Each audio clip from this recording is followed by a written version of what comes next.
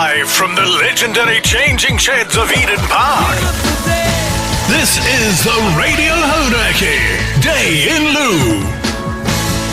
Good morning, welcome along to the Hauraki Breakfast, live from the bowels of Eden Park this morning for the annual Radio Hauraki Dai Henwood with Bowel, New Zealand. My name's Jeremy Wells and this is Minogue Stewart. Good morning, Jeremy Wells. I've just seen your name printed on one of the changing sheds here, one of the little changing cubicles in the bowels of Eden Park. Did you ever think you'd see the day, Jerry? Well, it's funny you say that because it's just 3 along, Minogue Stewart, from should have been an All Black.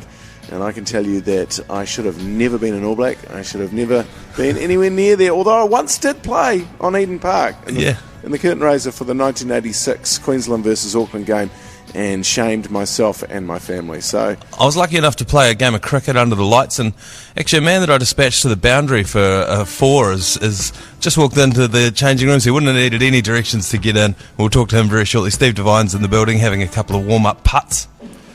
But a big day, Jerry, stacked with guests. We've got the who's who coming through this morning.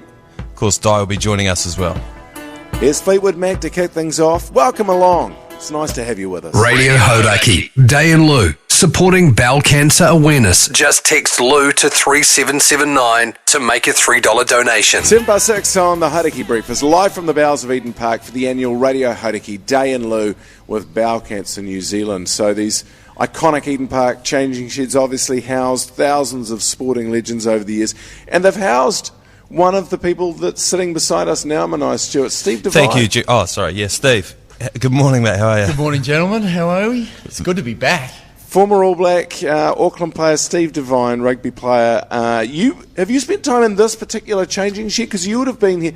I think when I think of you, Steve Devine, I think 2003.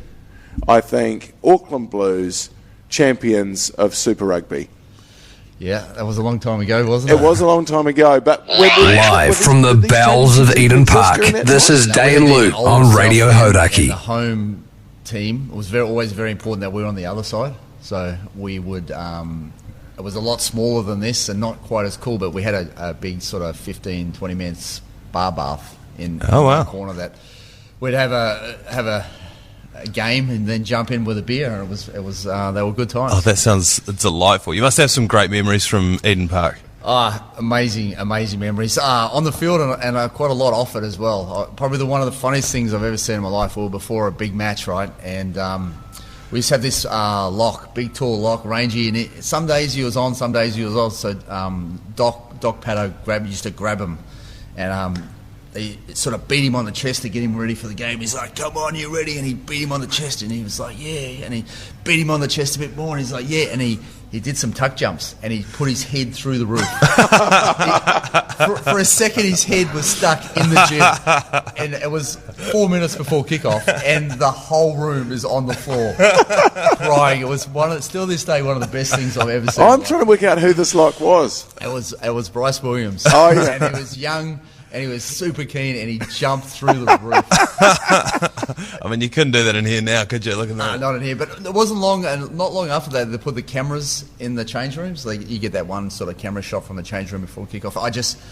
I still to this day, I still wish they had a camera to record what we all got to witness. I mean, some of us are still running out, and we're just still wiping tears. Like, chip dust everywhere. It was one of the best things I've ever seen. So I imagine then 2003, obviously these ones that we're in today, they're carpeted. Well, yeah. I mean, it's astroturfed, but it's astroturf / carpet. I mean, we've got our names on the lockers around the room here. About time, Jerry. I've seen Minogue's down the back there, almost an All Black. Yeah, there's some All Black greats across the changing shed from us. I mean, over here we've got Greg Preble, Minogue Stewart, Rooda'd, Jeremy Wells, Dai Henwood, Leigh Hart, Keyzie. Keysie's name's up there. Mike Lane, Matt Heath, Mike Minogue, Jason Hoyte, and then across here the actual names, boys. And girls. Yeah, that's right. Kieran Reid, Jonah Lomu. Jonah Lomu's actually got 2. I was lucky enough to play a game with Jonah and played against him a lot. And my first game in New Zealand was against him. I played a trial match for Auckland against Counties.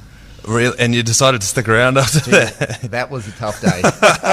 Joelle on one wing and Jonah on the other. It was a very tough day. Did you end up having to make a tackle on either of them, or did you keep well out of the way? I rang my Aussie mates, and because I only just came over, and I was like, listen, I'm up against Jonah, and they're like, get out of here. And I was like, no duff, I'm into it. And I remember the first time he got the ball, I was like, right, let's go, let's become famous. And he was quick. For a big man, he should not have been that fast. Yeah, was it the thing with Jonah? Was it that first step on the outside? It was also a big step with a fend. He caught the ball standing still, but within 3 strides, he was at full pace. At full tilt. Which was a lot quicker than my full pace. Jeez. So did you play in the same team as him? I played a couple of test matches with Jonah. Oh, of course. At the end of 2002, end of season tour.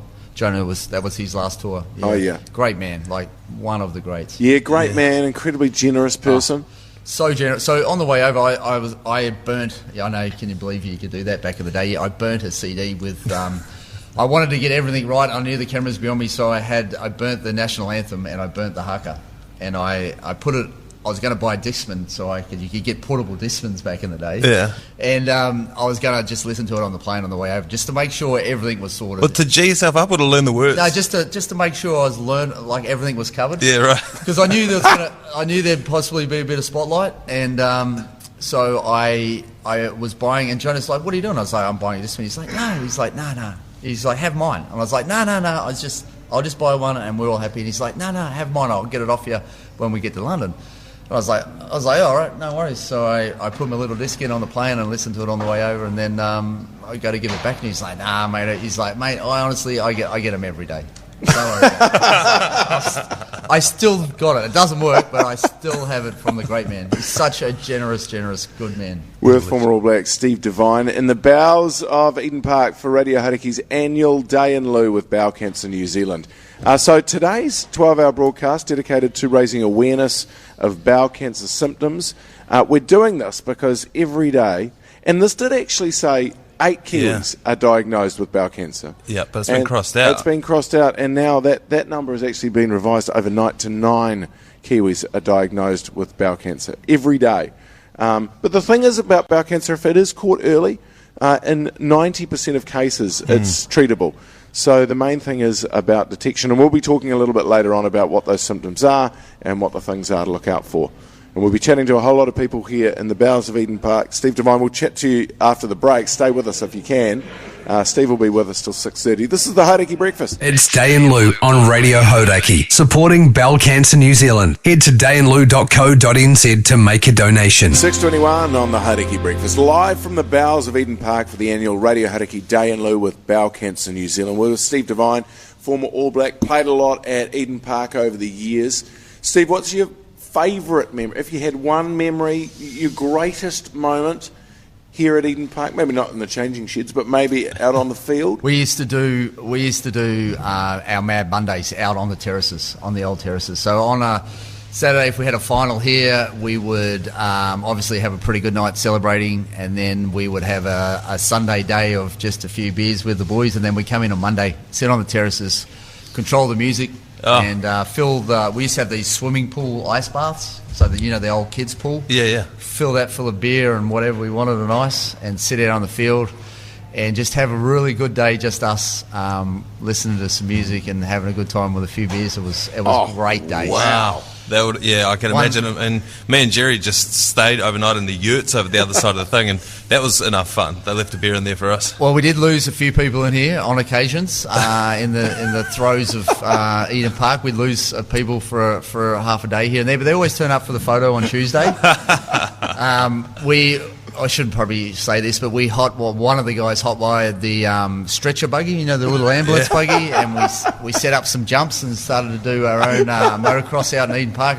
They were great days. They really were great days. Are you saying off here that you actually managed the team here for a bit? I managed Auckland in 2010 and 2011, and we used this exact room. This was the home room, and yeah, it was fun, but I always felt like I still wanted to play, and I then decided that I probably should move away from rugby because I felt like I still wanted to play but wasn't allowed to. So. Yeah, when you watch a game now, do you still have that sort of itch? Or I do. Yeah. I still wish I could play. I'd love to have, like, not very many people get to go out saying this is my last game and I'm done after this match and retire. And there's only a very selected few who get to do that. And I wish I had one more. That's I Really? Yeah, I would play if they said let's go now and my doc wasn't here because he'd kill me. But I wish I'd go, I'm in. Get my boots, I'm in. Really? In fact, I've got them in the car just in case. Really? Always carry them. And this is interesting as a halfback as well, because I imagine there's a lot of guys out there who love the physical contact of it. I've spoken to Kieran Reid about this. He loved smashing people and actually being smashed, weirdly enough. I can't imagine as a halfback that you would have loved that part of it. Yeah, initially, like a Sunday morning, you just wake up and feel like normal. Normally, you're just so sore you can hardly walk. And you do miss that. Like, you do miss the battle with the boys and, 5 minutes before kickoff and, you're looking in everyone's eyes and, you're on and walking out the battle. And I do miss that. You don't often get that much now in the real world. no. What's the situation in the real world where you can create that? I'm lucky at work, being a fireman at work. Sometimes, I'm not every day, but sometimes you get yourself in a situation where you think, oh, God, this could go either way. And you're with the boys on the truck and the girls, and they're the moments that I actually enjoy. Yeah, is that why you decided to become a firefighter after you? That was a big part of it. I needed something with a team environment that made me, bring that team in. And we train pretty hard for those moments, and that's what I enjoy about. Steve, were you involved? I know there's a fire last night, yesterday in Auckland at the New World. You weren't down there, were you? Yeah, I was at the New World, and it was big. It's probably still going. Probably back there today. I would imagine at some stage, sort of mopping up and making sure everything's completely out. Jeez, that's a big blaze. It was a big fire. It was a big fire, unfortunately, and there's quite extensive damage and obviously a lot of stock and a lot of stuff like that hurt, and a lot of people that are employed by that place are probably are a bit worried today about what's going to happen over the next year or so. But I can't imagine it's great for a lot of people. No, well, Jerry's one of them because that's his local, so he's distraught. He's got to go to Countdown now. Can you believe it? I'm not sure if I can lower go to himself. I don't know where the countdowns are, to be honest. It's terrifying. You didn't grab anything on the shelves while you were in there. You weren't in there at any stage because there's some eye fillet in there. There'd be $120 eye fillet that probably should be fine. Medium rare by the time you got there. Yeah, she was well cooked by the time the boys got in there to sort out the inside stuff. Yeah. Right, okay. You can't give us any idea. Any idea of what happened?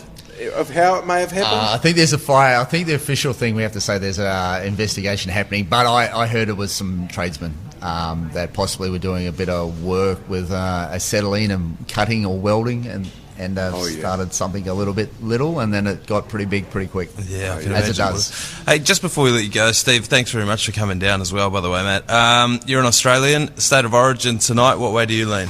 Well, I was born and bred in New South Wales, so I obviously have to go for New South Wales, and I think they'll do it pretty comfortably tonight. I just think, we went through that 10 years of just a Queensland team that were, immortals, all of them. So I think the tides have turned. I think the New South Wales team have probably got a bit of an edge to them in this era, what we're talking about right now. Yeah, certainly on paper, and how it went in the last game. Yeah, I just, Queensland will be hurting. They'll always come back better, and let's just hope we see, some fights, because that's what State of Origin's famous for, and that's what it should be famous for. Steve Devine, former All Black, former Auckland rugby player, thanks so much for coming down. It's very generous of you to come down, especially this early. But I know that when you heard that we were doing this, you put your hand up and you said you'd like to come along and do something for us, which was very, very kind of you. So thanks so much for that. No worries. I do a bit of work with Movember, and to all the men out there listening, we just have to get better at going to the doctor, and sometimes it's that simple. If there's any issue, just go and see your doctor and have a chat about it. And as we're all getting a little bit older, we just need to know that we have to seek our medical professionals a bit earlier on, because in the end of the day, there's a good chance at our age that it's going to save our lives.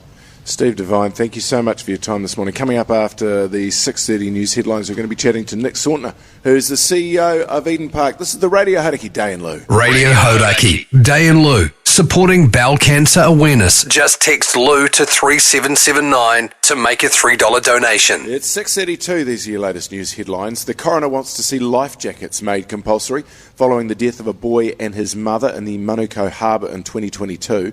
The coroner says their chances of surviving would have been greater had the pair been wearing life jackets.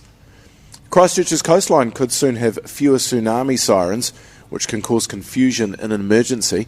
The City Council is considering a report recommending reducing 46 sirens between Brooklands and Taylor's Mistake to 6. Look, I don't know a lot about tsunamis, Jerry, but I would have thought more the merrier as far as sirens. If you're going to get rid of them, could I have a couple in my suburb then? Yeah, sure, we'll just move them from Taylor's Mistake back to your place. Well, they'll have them up on Trade Me, wouldn't they? Surely. I've always thought there's a great name for a place, Taylor's Mistake. I wonder what his mistake was. And in sport with Export Ultra, the bear for here, the Warriors are set to break an NRL record in Saturday's NRL game against the Panthers. We've been keeping tabs on this for a long time, Jerry, and they've finally done it. If all of these players run out, this will be the most hyphenated names in an NRL team of all time, surpassing the Warriors, who owned the record the last 2 times. That's right, 6 players with double-barrelled surnames have been named in the starting lineup, and Tanner Smith has been named on the bench. So assuming all 7 take the field, they'll go past the previous record of 6, also held by the Warriors. Yes, that's right.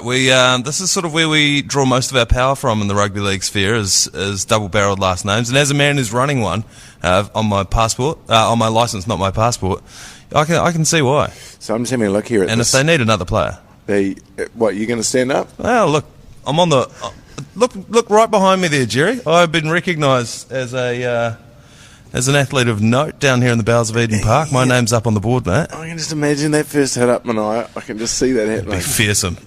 Yeah, sure. The New Zealand Warriors paying $1.24 against the Panthers, who are paying $4.10. Yeah, State of Origin tonight, and the Panthers aren't bringing any of the Origin players over. They're resting them. But this could be a banana peel for the Warriors. Long-term Warriors fans will know that. Up next, we're talking to Nick Sautner, Eden Park CEO. We're live from the bowels of Eden Park for the annual Radio Hauraki Dai In Loo with Bowel Cancer New Zealand. Here's Jane's Addiction on Hauraki. Live from the bowels of Eden Park, this is Dai In Loo on Radio Hauraki. That's Jane's Addiction on Radio Hauraki. Live from the bowels of Eden Park for the annual Radio Hauraki Dai In Loo with Bowel Cancer New Zealand. We are in the iconic Eden Park changing sheds that have housed thousands of sporting legends over the years. We've just had our photos taken, Minogue. Yes. Underneath our names and our special own lockers. My own name. I mean, I always knew it would be on there one day, Jerry. This is not how I thought this was going to happen. But I'm grateful that it is. Right next to yours. Yeah. And joining us from Eden Park, Nick Sautner. Did you organise these? Is that how they came about? It's one of those little things. It's attention to detail. The team love giving people highlights, and there have been plenty of highlights in these change rooms. Yeah. Oh, yeah. Well, last night we stayed in the yurts, Minogue and I. Yes. So we had the privilege of staying in the yurts. Very kindly, someone put a beer in the yurt for us, a couple of beers. So we stood there looking out from the north stand, looking out over Eden Park from the northeastern corner. And I'm always impressed with the size of the stadium. There's something when you walk into it when there's people in it and it has an atmosphere. But when there are no people in it, it has a whole nother personality. It's a special place, and I'm going to start by saying people complain about food prices and beverages at Eden Park. I hope you paid a premium for those beers, did you? But what an experience, eh? You get these amazing sunsets and sunrises at the park. When you look at the history and tradition of Fortress across so many memorable moments, and then now the introduction of music content, but also just making the park accessible. And this morning's a great example of creating an environment where raises awareness, but also tells a great story.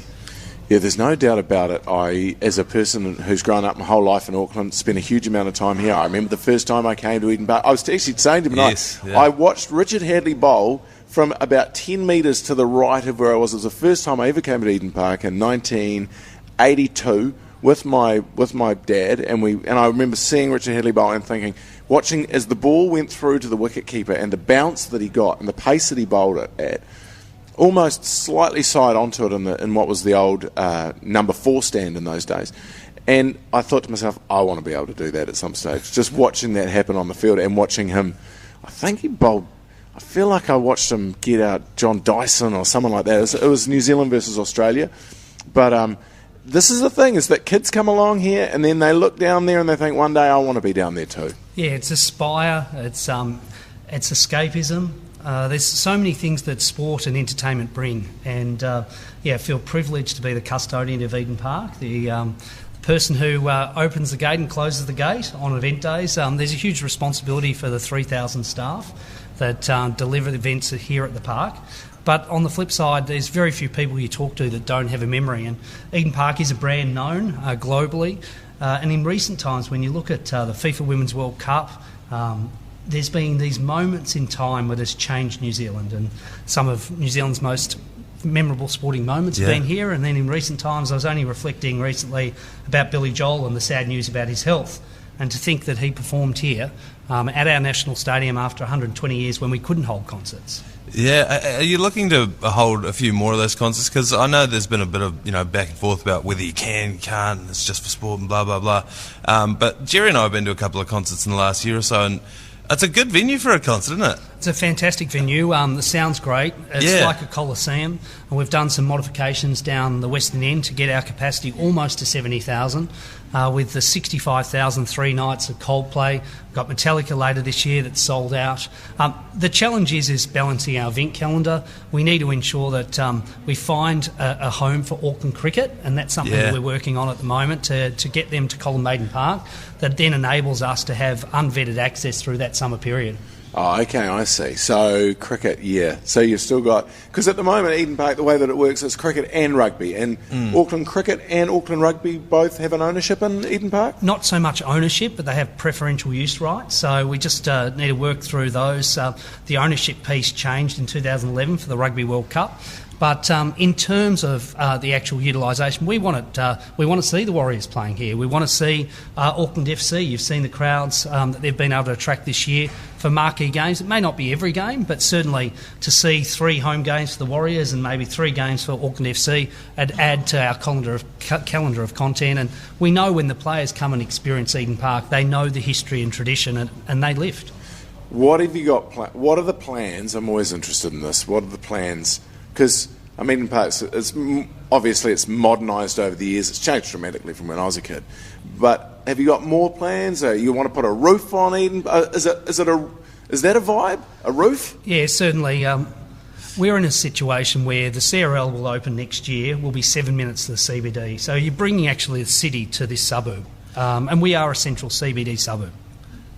What I would say is that there's a Cricket World Cup in 2028, and we want to see a semi-final and quarter-final here at our national stadium. Without some modifications in the North Stand, New Zealand will lose those games to Australia. So we're working with government and council to get those upgrades to ensure that we secure that content. There's also Lions series for women in 27 and the men's series in 2029. So we're constantly evolving. Like any business, if you don't change, you'd be extinct. And if you reflect on Eden Park's numbers, we're now doing over 1.5 million patrons, but over half of those patrons come through our concert business. Yeah, right. Okay. Yeah, right. Well, it's interesting because we were talking about it off air a little bit, but obviously one of the biggest challenges you guys face is that fewer and fewer people seem to be going to live sports events. How do you sort of combat that, and how do you try and draw those people back to support their local teams? It needs to be more than the contest on the field. Yeah. And you put up an inflatable castle, blow-up castle, and kids come. Yeah. So it's pretty basic. It's going back to the old days of P.T. Barham and the circus. So let's get some lions and a couple of elephants. But from our side, we want to be in a situation where children come to Eden Park as basic as face painting. I've got 2 young daughters and a son. They'll wait 30 minutes to get their face painted. So let's get face painting. Let's get a slide. Let's get all those things that actually put smiles on their faces. And by the way, cricket and rugby. Yeah. Nick Sautner, CEO of Eden Park. Thanks so much for allowing us to be here for today's Dai Henwood, Radio Hauraki's Dai Henwood with Bowel Cancer New Zealand. It's always great to come to Eden Park, and I mean, It was great to stay at Eden Park, and your hospitality is much appreciated, so thank you very much. Absolute pleasure. Thanks for your time. Can I keep the name thing over my my locker there? My expectation is it'll be on the side of your car as you leave. It's the Hauraki Breakfast. It's Dai and Loo on Radio Hauraki, supporting bowel cancer New Zealand. Head to daiandloo.co.nz to make a donation. 6:53 on the Hauraki Breakfast. We're live from the bowels of Eden Park this morning for the annual Radio Hauraki Dai and Loo with Bowel Cancer New Zealand.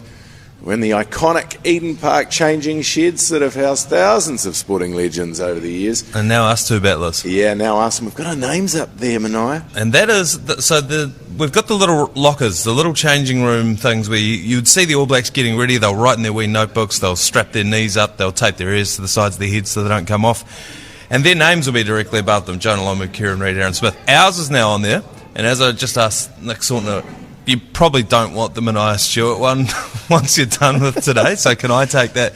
Turns out it's a magnet. Yeah. So you can just stick it to the side of your car like a politician. Yeah, that's right. I won't be doing that, but I will be taking yours and putting it on the side of your car. Really?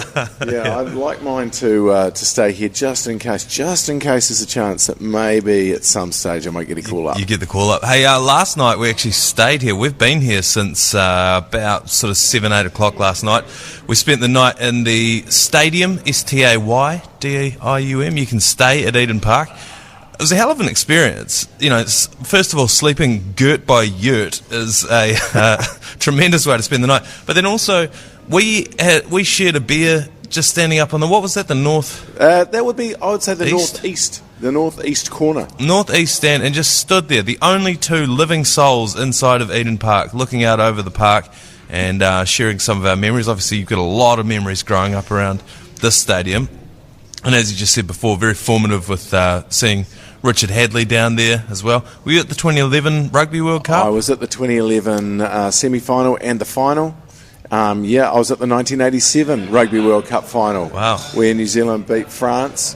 And I was at the 2015 Cricket World Cup. I wasn't at the semi-final. Oh, you where weren't the jab there. hit the 6, which is quite... I'm upset about that, actually. Unfortunately, we were banned, the ACC. That's right. From commentating from live inside of any venues for that, which is disappointing. I blame ACC head G Lane and Leigh Hart for that. Who for a lot of things. will be joining us on the Dai and Loo a little bit later on. Yeah, their names are on the lockers as well. But how was your evening, girt by yurt, Jerry? It was very pleasant, thanks. I started by reading the book that was provided for me. It was The History of Eden Park. What'd you learn? I went back to 1973, where Pakistan played a draw here against the New Zealand cricket team. But Great way to start. Start as you mean to continue. Oh, totally. The draw with Pakistan. I tell you what I did learn, that last night was possibly, I'm looking here on the thing, currently 5 degrees, and we did choose the one night to be camping, because it's glamping, is glamping, how you describe it. It was the coldest night possibly in Auckland's history. Yeah, that's right. They provided us with 2 heaters, both of which I cranked up to burn the yurt down and left them going all night. It was pretty cold in there, although, I'll tell you what, delightful bed. Great bed, great linen. Great linen, heavy blankets, nice comforter on top as well.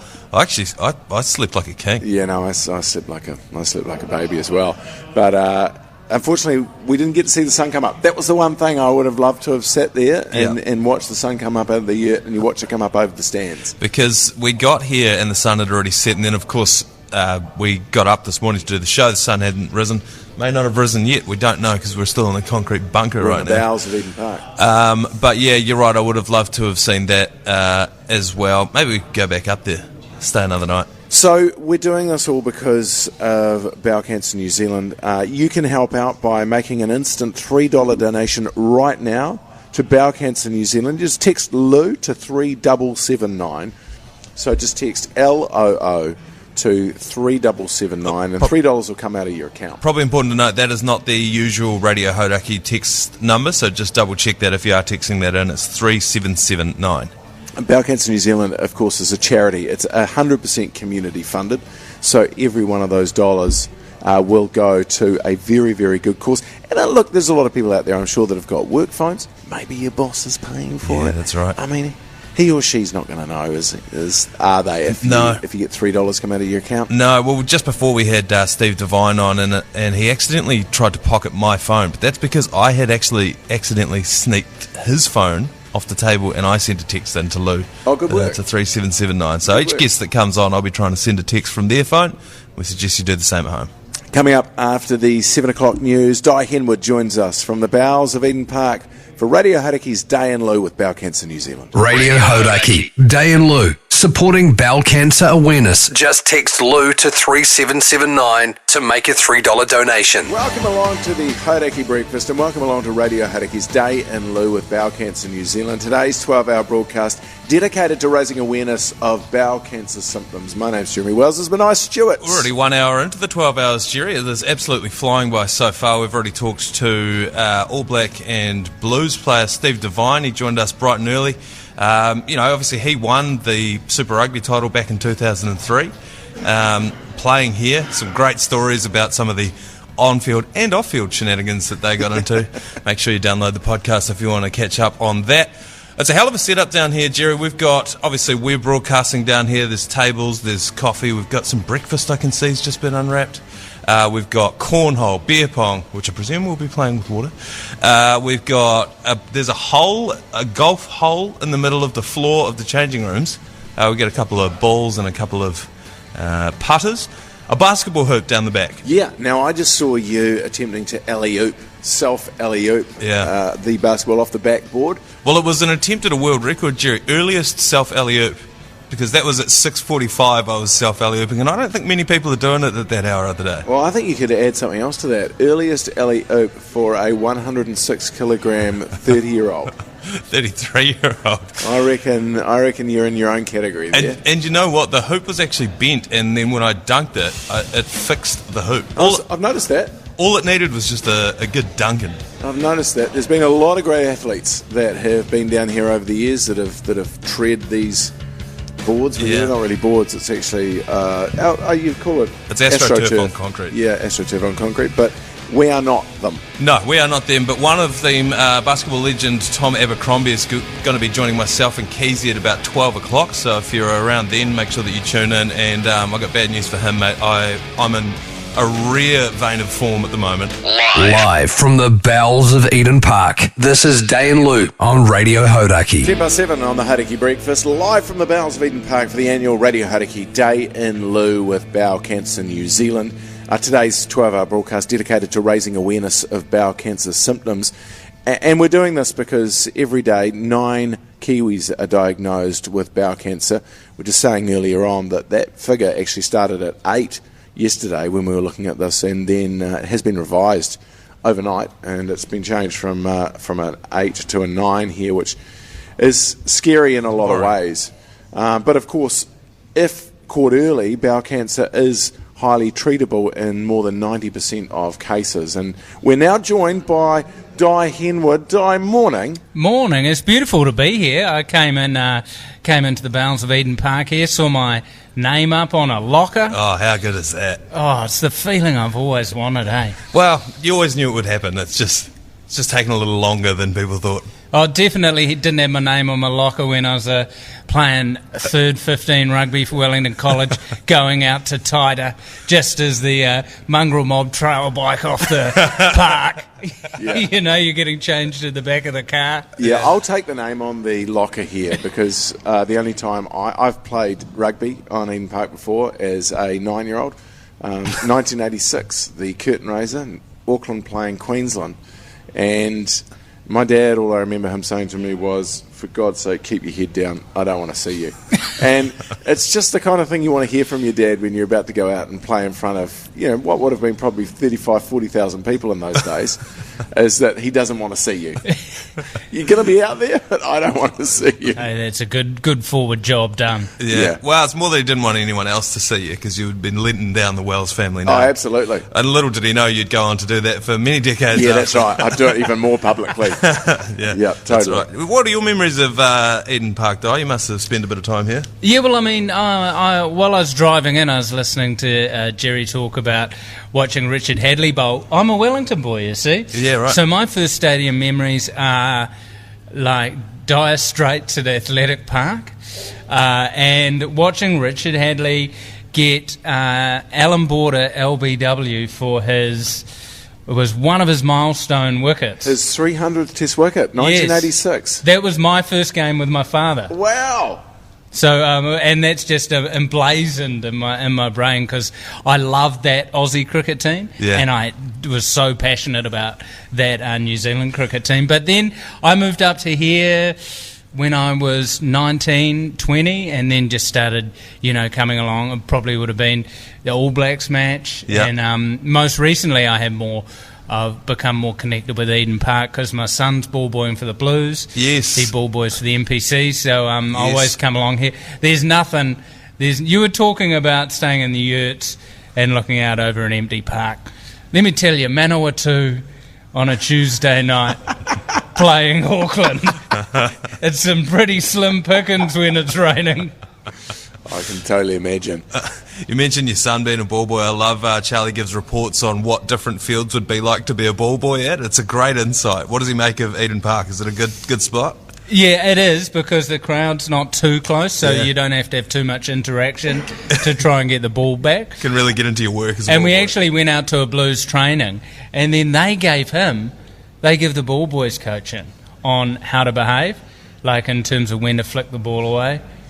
And there's Cam Roygaard, when they played, he flicks the ball away, Cam Roygaard screaming at him, "Where's the effing ball?" And he goes, "I don't know, where is the effing ball?" Because you don't want the opposing team to get the ball quickly for a line-out. So what's the deal? Because as a ball boy, you're obviously taking some kicks. Are you allowed to...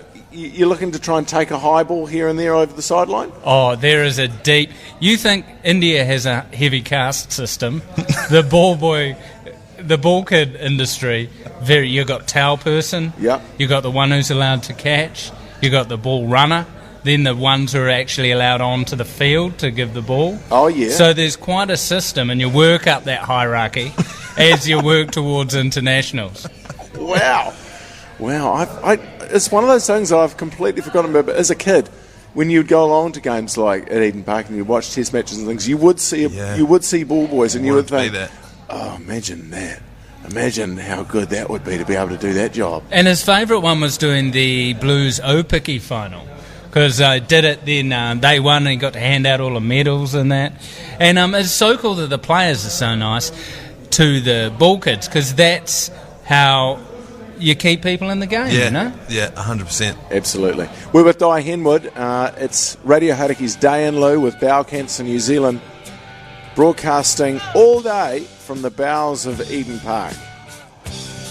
Make sure you text Lou to 3779, and that will mean that out of your account will go an instant $3 donation to Bowel Cancer New Zealand, which is a charity that's 100% community funded.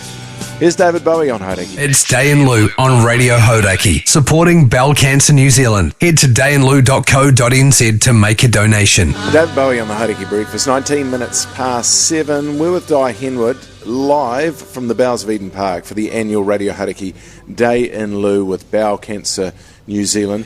Dai, it'd be interesting for people who are listening to hear a little bit about your story, obviously, and your diagnosis with bowel cancer. Just talk us through how that started and also where you're at now. People will be very interested. Well, I mean, I'm sort of such an advocate for early screening because I suppose I was misdiagnosed in 2017 through no maliciousness of a GP or anything, but I had blood on toilet paper. I was even sent to a bowel specialist, and they did a small small version of a colonoscopy and couldn't see any evidence there. And then in 2020 I was diagnosed with stage 4 bowel cancer, and I'm 5 years into that diagnosis, and the last 8 weeks has been particularly tough. I've been emergency hospitalised twice in Auckland Hospital. Then I had another surgery in private hospital on a lung and heart where they used talcum powder to stick my lung to the side of my chest because I had heaps of fluid. I had half a litre of fluid drained off my heart and 3 litres off my sort of the side of my lung. Just back that back for a second. So they went to Johnson & Johnson and got their talcum powder. Yeah, it's called a talc pleurodesis. And when they said to me talc pleurodesis, I was like talcum powder, eh? And they're like, oh no, yeah. No, it is. It was not actually like talcum powder. No, it's just we use the unscented stuff, mate. So don't worry if you've got an allergy to that. But then that hopefully works, and I pretty much have had very bad breathing for the best part of 8 weeks. It's been a very dark time. And being in public hospital, right, was the example to me of how important early detection is. Because the health system is heaving, you know. There's not enough beds. There's under shortage of nurses. The amazing humans who are there are doing everything they can under hard circumstances. So early detection means you're not burdening the health system more. And with bowel cancer, it's proven that if you do detect it early, you can then go on to live a long, healthy life without it. And so for you, when did you first become aware that there even could be any kind of issue? What was the first sort of signs or symptoms for you? So for me, cancer, my whole family's never had cancer. It hasn't been sort of in our thing. I thought it was heart attack was going to get me. Yeah. And it was just a bit of blood on toilet paper. And then the initial thoughts were IBS, or it could be like a fissure or something like that. And then sort of got some cream for that, and it sort of worked, and it came and went and came and went. And as I mentioned, I'd sort of seen a specialist, and I've been to a GP a couple of times about it. Then 2017 became 2020, and when the lockdowns happened, things got a lot worse, and I really pushed for that colonoscopy, and thankfully I got it then, but I mean it was still stage 4 cancer, and currently I'm under the medical care we have.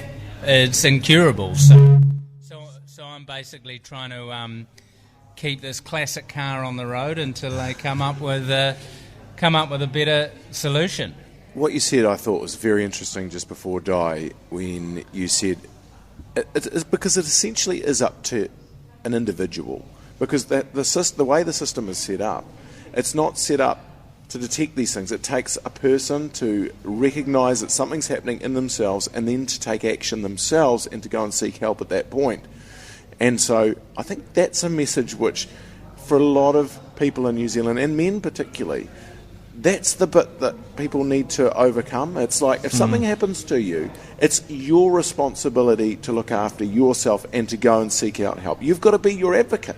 Absolutely. And, I am a good advocate for myself, and I suppose what hit me was I was the guy who always goes to the doctor, right? So I sort of slightly fell through the cracks there. But what's been so important with this day in Loo that has been happening is over the last couple of years, I've been getting regular emails from people who have listened to Hauraki and who have gone and get checked and who have discovered something early, or discovered something that had turned, but they could get it early. So awareness means so much. It's not about getting a full colonoscopy. There are bowel screening kits you can get now that are very uninvasive, There are other ways of detecting it, and it's so important. And I mean, as I talked about, with the health system being so weighed under, I have friends who are sort of heavily in it. It's not something that's going to change. You can't blame a government. It's not a left or a right thing. It has just been underfunded for years. I'm a big 30-year plan guy. My idea would be you've got to take the politics out of health, get everyone together. What outcomes do we want for New Zealanders? We agree on a 30-year plan, fund that plan. No one can change it. Yeah, it doesn't matter who comes in or comes out. It just goes here. Can I ask you, Dai, if you've got a mate who is going through the same journey that you are, what are some things that people can do to sort of support them? Because I think, for me, like whenever I see you, whenever we catch up, we're talking shit about footy. People always ask me how your health is, and I'd say to them, I don't ask them, because that's not the role that I sort of play in your life, you know what I mean? Like, when we're catching up, we're talking shit about footy, we're having a laugh. Yeah, completely. Don't be scared to talk about it if someone wants to talk about it. Yeah. But also, just like, I'll catch up with a mate, and they'll go, how you going? And I'll go, I'm going pretty good. Don't worry about that. Yeah. How's the wires on the weekend? Chat about that. Also, a big thing for me is, if you've got someone who's going through cancer, don't ask them what you can do for them. Just do something. Because when someone is dealing with a diagnosis, dealing with cancer, they have so much decision fatigue. I'm seeing a specialist. I have to decide on these huge, momentous things in my life. Just do something. You know, if you're close with them and you're close with their kids, just, hey, I'm taking your kids out to the movies, to Rainbow's End or whatever. Or, bam, I've dropped round some food. I'm walking your dogs tomorrow. I'll just pop round and have a cup of tea and mow the lawn. Yeah. It's proactively doing something, because if you say, hey, what can I do to help? It sort of puts the onus back on the patient. It's another decision for them. Yeah, there's so much decision fatigue. So just get involved. And also that thing of, I know it's hard, but everyone brings their own lens to things. Like, you know, I saw that movie Gladiator. Oh, I met Russell Crowe actually at a South Sydney game. It's like that. If you go, hey, I've got bowel cancer, and someone's, oh yeah, my auntie had bowel cancer. And the problem is, a cancer story doesn't often end well. So sometimes sharing your own experience with cancer, as valid and as personal as that is, it's sometimes not the right time to share it with someone, because you don't know where they are. Some days I'm so raw, like after all these hospitalisations, phenomenal amount of fentanyl and morphine. I got home and I just had a whole day crying, like my body was just purging. And then the next day I felt awesome, and I was just laughing, and we're in group chats talking rubbish about footy and so forth. So you don't know where someone is at, so just take a moment to sort of meet them where they're at and just dish up that support. Don't ask what they want, just take a gamble on it. So going back to those symptoms again, it's important to be aware of what those symptoms are. Bleeding from your bottom, rectal bleeding, change of bowel motions that come and go, severe, persistent or periodic abdominal pain, a lump or a mass in your abdomen, or tiredness and loss of weight for no obvious reason. If you have any of those symptoms, it's important not to wait. Go and see your GP right away. Dai, stay with us. It's so nice to have you here. You know, you mean a lot to us. You mean a huge amount to the station, and it's so important and so great that you share what you share. I know it takes a lot, and we appreciate it immensely. So thanks so much. Radio Hauraki, Dai and Loo, supporting bowel cancer awareness. Just text Loo to 3779 to make a $3 donation. That's the Red Hot Chili Peppers on the Hauraki Breakfast, 7:38. We're live from the Bowels of Eden Park for the annual Radio Hauraki Dai and Loo with Bowel Cancer New Zealand. You can help out by making an instant $3 donation right now to Bowel Cancer New Zealand. All you need to do is text Loo, L-O-O, to 3779. That number is 3779. $3 will come out of your account, and that will go straight to Bowel Cancer New Zealand, which is a charity that's 100% community funded. And we're now joined by Laura McGoldrick and Matt Heath. This is like getting the old band back together. Yeah, you okay, Manoia? Yeah, I'm just going to hit the back seat if you don't mind. Yeah, that'd be great. We'll move over then, because I'll scooch the OG Hauraki breakfast team. Yeah. Well, it's actually no OG. There was people before us, weren't there? There was the Pirates at one point. Yeah, there were. Yeah, there's been a number of... Blackie was around at some stage. Iterations. Devin. Oh, Devo. Those are good years, Laura and Devo breakfast. You could come. It really slapped, actually. You could come and tell some of your Devlin and Laura breakfast stories, Laura. I've blocked those out. Things I've evolved, and I think this is an interesting place down. We're in the Bowels of Eden Park at the moment. There's some changing sheds, I guess. Changing. What would you call those? Like nooks.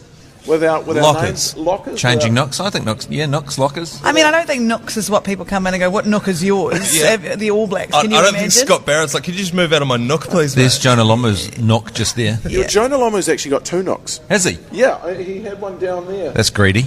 Yeah, I think I feel like he sort of deserves 2. Yeah. Well, if anyone does. Yeah. Yeah. Well, I've only got one.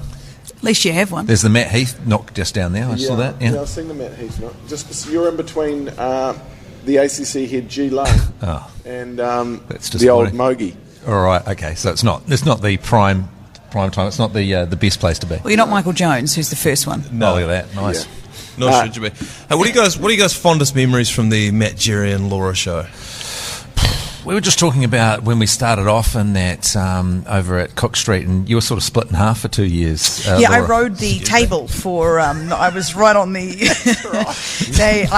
Jeremy had my login for the full 5 years. We did actually the full however many. Are you That's still right. using my login? Yeah, I am actually. That's weird. I think I got fired. But so yeah, I used to ride the middle of the table because they couldn't. The table just couldn't function for 3 people.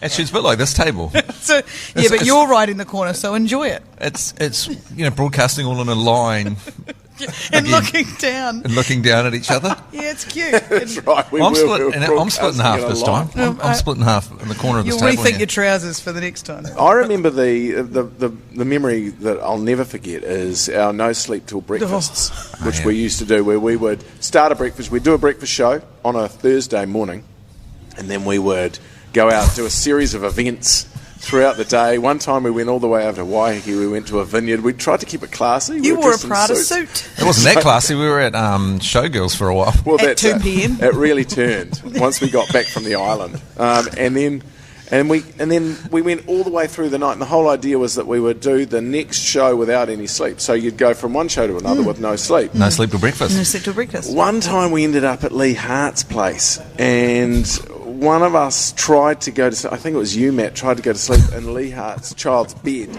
and sort of realised that Leigh Hart's child was still in the bed at that stage, and he quickly got out. It was a bunk bed situation.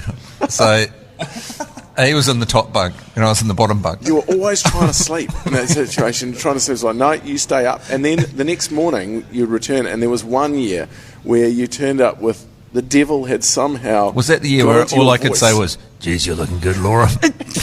Well, my mum had to come and pick me up. And I went home. So imagine my surprise when I come in that next morning, because I didn't quite make it the whole way through. I was a lovely young lady, so of course not. Yeah. Got there the next morning to you wearing Leigh Hart's wife's fur coat. That's right, you were. I don't think Jay Reeve had any pants on. Actually, Jerry, your suit still looked pretty good, actually. Thank you. Why didn't we lose our jobs for that? I think the bosses were there, and I think that's what contributed to What was us. going on with culture and performance that we didn't... Well, me and you, Jeremy, should have been fired. Laura, you were probably I'm a okay. saint. Well, then some of the ashes were on, and so I was having. Yeah. It I was think just we a were whole. stood down after one of them. I remember we were stood down for a week because I then went on a holiday. And unfortunately, because I'd spent 48 hours without any sleep, I spent the first 3 days of that holiday in a terrible mood. And I remember Tulsi saying at the end of that holiday, next time, do you have to do one of those no sleep till breakfasts before you go away on the holiday? Maybe not next year? You didn't have a lot of serotonin left in the system. No, there was no serotonin at all. Yeah.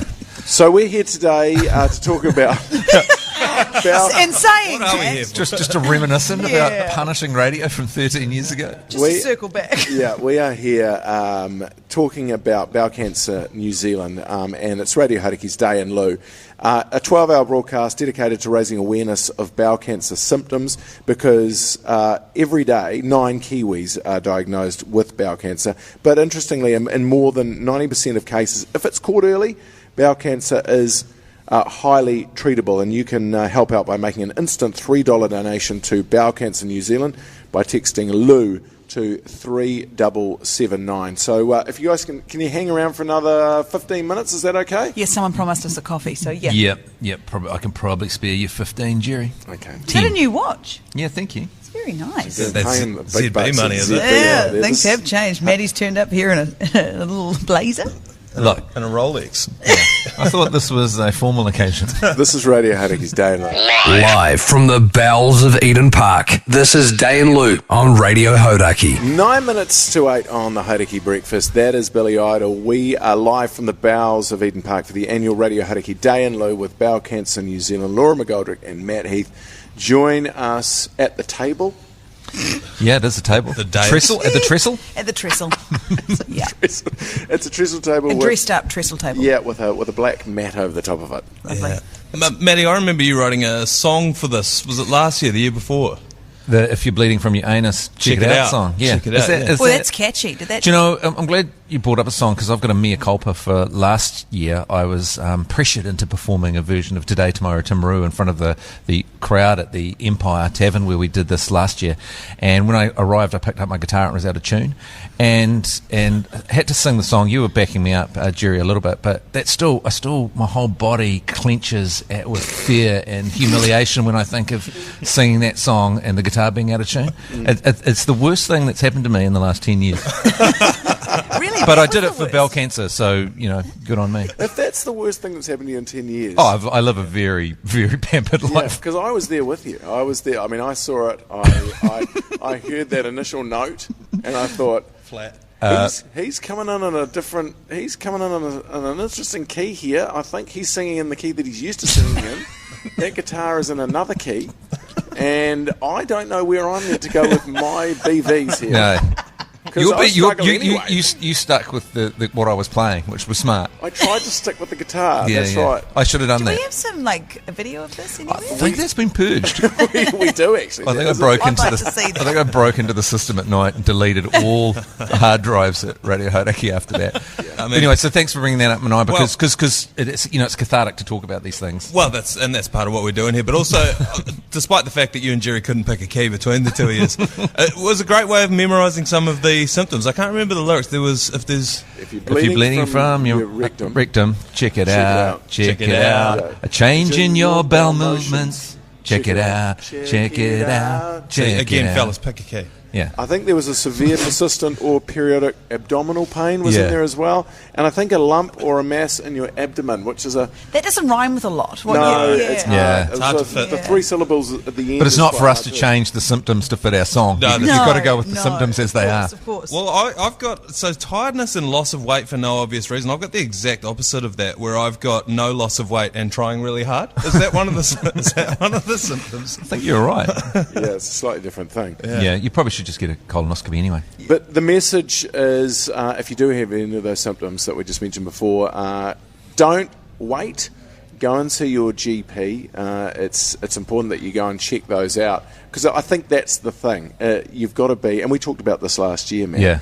You've got to be your own advocate when it comes to health, because the way the system works, it doesn't just wait. It doesn't know that anything's going on. You've got to listen to your body. You've got to think about what's going on with yourself, and then you go to your GP. That's your first port of call, and then from there on, things will progress. But it's important to make that first step. You don't want to die of humiliation. So if you have a problem, it doesn't matter. Go to the doctor and they say, no, it's nothing. That's a good result. Yeah. But a lot of dudes go, oh, I've wasted everyone's time. No, if you go to the doctor and they say that's nothing, that's great. Yeah. Yeah. And I've had a colonoscopy. yourself. I've had a colonoscopy, and I tell you what, the fentanyl's great. And to be honest, I enjoyed it. I had one the other day. And because it's not just, it's the gals too, and woke up halfway through it. That fentanyl did not get enough. Quite an experience watching your own colonoscopy, if I could be so bold as to say. Right. Really? Yeah. So yeah. what? But the sandwich after, fantastic. So how was Great sandwich. Great sandwich. You probably went to the same place as me. Murray Centre. So were The you? McMurray Centre. Great sandwich. Great So sandwich. were you awake, Matt? I was awake for the whole thing. Could you feel it? So like we're coming around. Laura's colonoscopy. Yeah, Yes, I was. I invited Matt. It was, that was, that Can you wasn't- get other people to come and I watch paid. the colonoscopy with you? Well, I had the gas, the one up in your throat, and then the thing, and then I said when I woke up, "What order are we doing this in?" Oh, right. Yeah, And she said, "You need to quieten down." That is a good gag from you though. What it was That's too. good. The funny thing about fentanyl is you think you're really funny, You're hilarious. but everyone in the theatre has heard all these jokes a trillion times and realises that everyone that's taken the drugs thinks they're funny. Yeah. So you can help out today by making an instant donation, $3 donation by texting Loo to 3779. That donation will go through to Bowel Cancer New Zealand, which is a charity 100% community funded. So we're live here from the Bowels of Eden Park for the annual Radio Hauraki Dai in Loo. Laura McGoldrick, Matt Heath, thank you so much for coming down. We appreciate it. Thank you for having us. Thank you for having us. Nice to sit at the trestle with you all. Yeah, it's so nice. It's great to see Maddie riding a table for a change. And not me. I'm split in half for once. Yeah, it's good. It's good. It's the Hauraki Dai in Loo. If you're bleeding from your bottom, check it out, check it out. Changing your bowel movements, check it out, check it out. Got a pain in your belly, check it out, check it out, check it out, check it out, check it out. It's Dai in Loo on Radio Hauraki, supporting Bowel Cancer New Zealand. Head to daiandloo.co.nz to make a donation. 8:08 on the Hauraki Breakfast, live from the Bowels of Eden Park for the annual Radio Hauraki Dai in Loo with Bowel Cancer New Zealand. Today's 12-hour broadcast dedicated to raising awareness of bowel cancer symptoms. We're doing this because every day 9 Kiwis are diagnosed with bowel cancer. But if it's caught early, bowel cancer is highly treatable. And we're now joined by Bowel Cancer CEO Peter Huskinson. Thank you for your time, Peter. Oh, it's absolutely a privilege to be here. So pleased. Peter, tell us a little bit, give us a little overview of bowel cancer in New Zealand at the moment. Where do we sit? Where does bowel cancer sit in terms of cancers, and where do we sit in terms of the world? Sure. I guess bowel cancer is such a big deal in New Zealand. Probably 3 reasons. Firstly, it's common. You know, we're among the highest rates of bowel cancer in the world.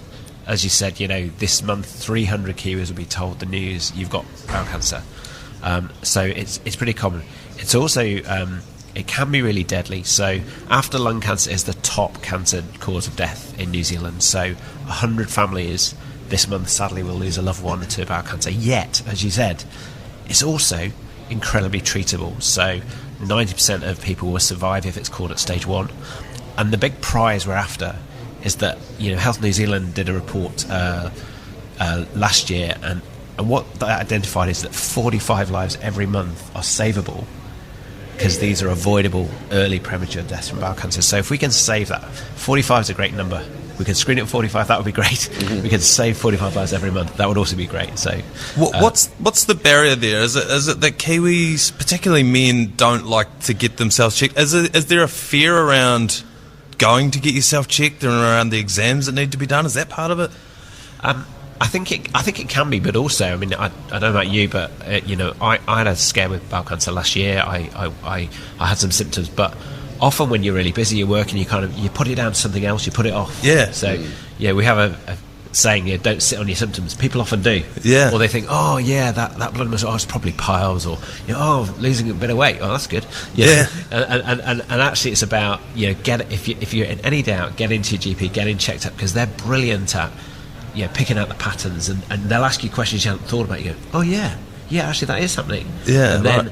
And then you can go in and get checked out. And what is it about New Zealand? Because the rates in New Zealand are different than other parts of the world, aren't they? Why is that, and how different are they? Oh, right. Well, I mean, the key thing, which is obviously why we were so delighted the Prime Minister promised to match Australia's screening age, because at the moment we have 400 excess deaths every year compared to Australia. So a key part of that is catching those cancers earlier, and screening is so effective for doing that. You'll catch 4 times as many cancers at stage 1 through screening as you will from waiting for symptoms. So getting that screening age down, So is it younger in Australia? Yeah, it's 45 is the general age, or 40 if you ask your GP. Yeah. Whereas over here, we've been at 60. You know, we started the programme pretty late. We're more than 11 years later than Australia to start it. And we set a really high, back in 2016, set an age of 60, even though back then when the business cases were run, it was shown that starting even at 50 would save more money and save more lives. And for some reason, we went at 60. And we've still not shifted it in the 9 years since. We're talking to Bowel Cancer New Zealand CEO Peter Huskinson. Peter, what would you like to see happen in terms of individuals? What would you like to see each New Zealander do on a daily basis? What are things that we can do to help ourselves? Yeah, sure. I think there's so the two things that are most important probably are knowing and acting on the symptoms. You did a great job of explaining those a little bit earlier on the show, and also knowing what you can do to reduce your risks, because there are things that we can do, and that's about eating better, more milk, more calcium, more fibre. Hence we've got our friends at Kellogg's have got the Sautner brand promotion, which is a great example of that. Less red meats, less processed meats. That eating better is a big factor. I'm afraid to say cutting down on the booze, big factor.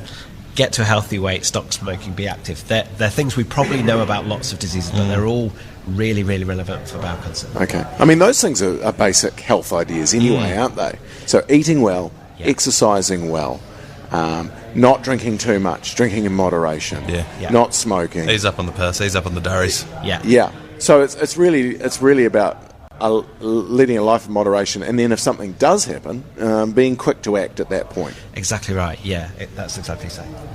We are here live from the Bowels of Eden Park for the annual Radio Hauraki Dai in Loo with Bowel Cancer New Zealand.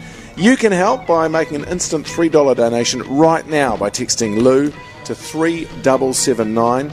Bowel Cancer New Zealand CEO Peter Huskinson, thank you so much for your time this morning. Radio Hauraki, Dai in Loo, supporting bowel cancer awareness. Just text Lou to 3779 to make a $3 donation. 8:16 on the Hauraki Breakfast, live from the Bowels of Eden Park for the annual Radio Hauraki Dai in Loo with Bowel Cancer New Zealand, and you can make a $3 donation just by texting Lou to 3779. And it's our great pleasure to have at the trestle table Ian Jones, former All Black, who's brought in a rugby jersey, and it's a blue jersey, and it looks to me like a French jersey. Ian, what's the significance of this particular jersey? Yep, Jerry, I know show and tell is not always good on radio, but I'll talk you through this. The last time the All Blacks lost at Eden Park, which is mad in itself, right, 1994.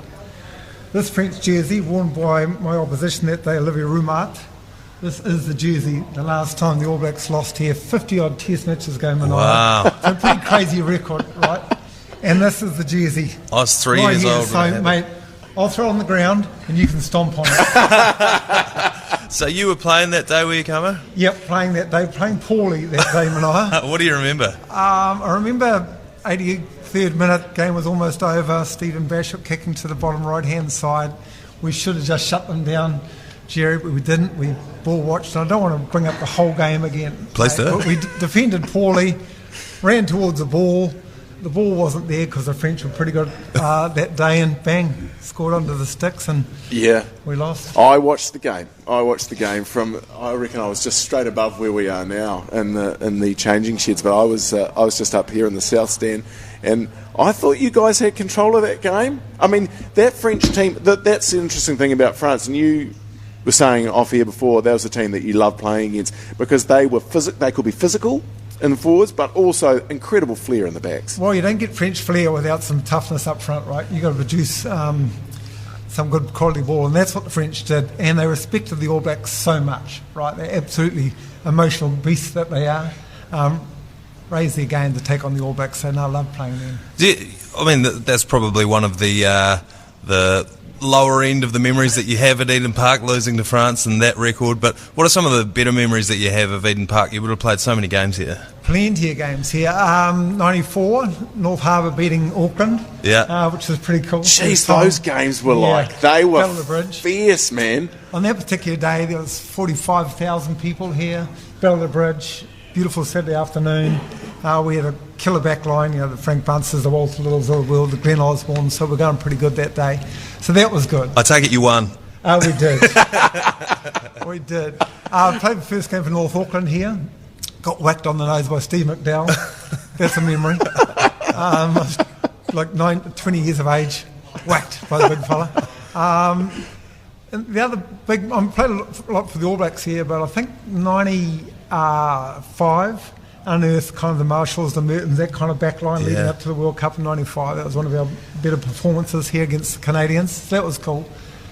What was your favourite? I mean, you played for the All Blacks for a long time, and when you look back on all of the teams that you played with, there must have been a year where you say, no, that was the team. That was the best team to not just the best team to play with on the field, but a great team off the field.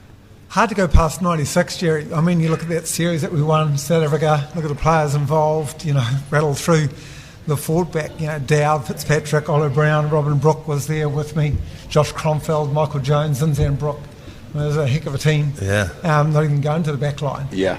Which was good. And winning that series in 96 is always going to be a pretty special memory. Yeah. So that team was pretty good.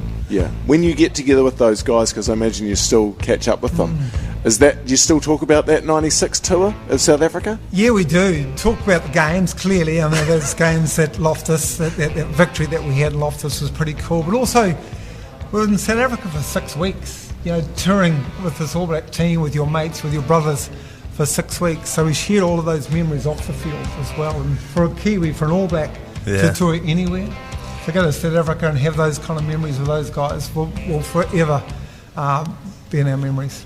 Ian Jones joins us on the Radio Hauraki Dai In Loo, live from the bowels of Eden Park.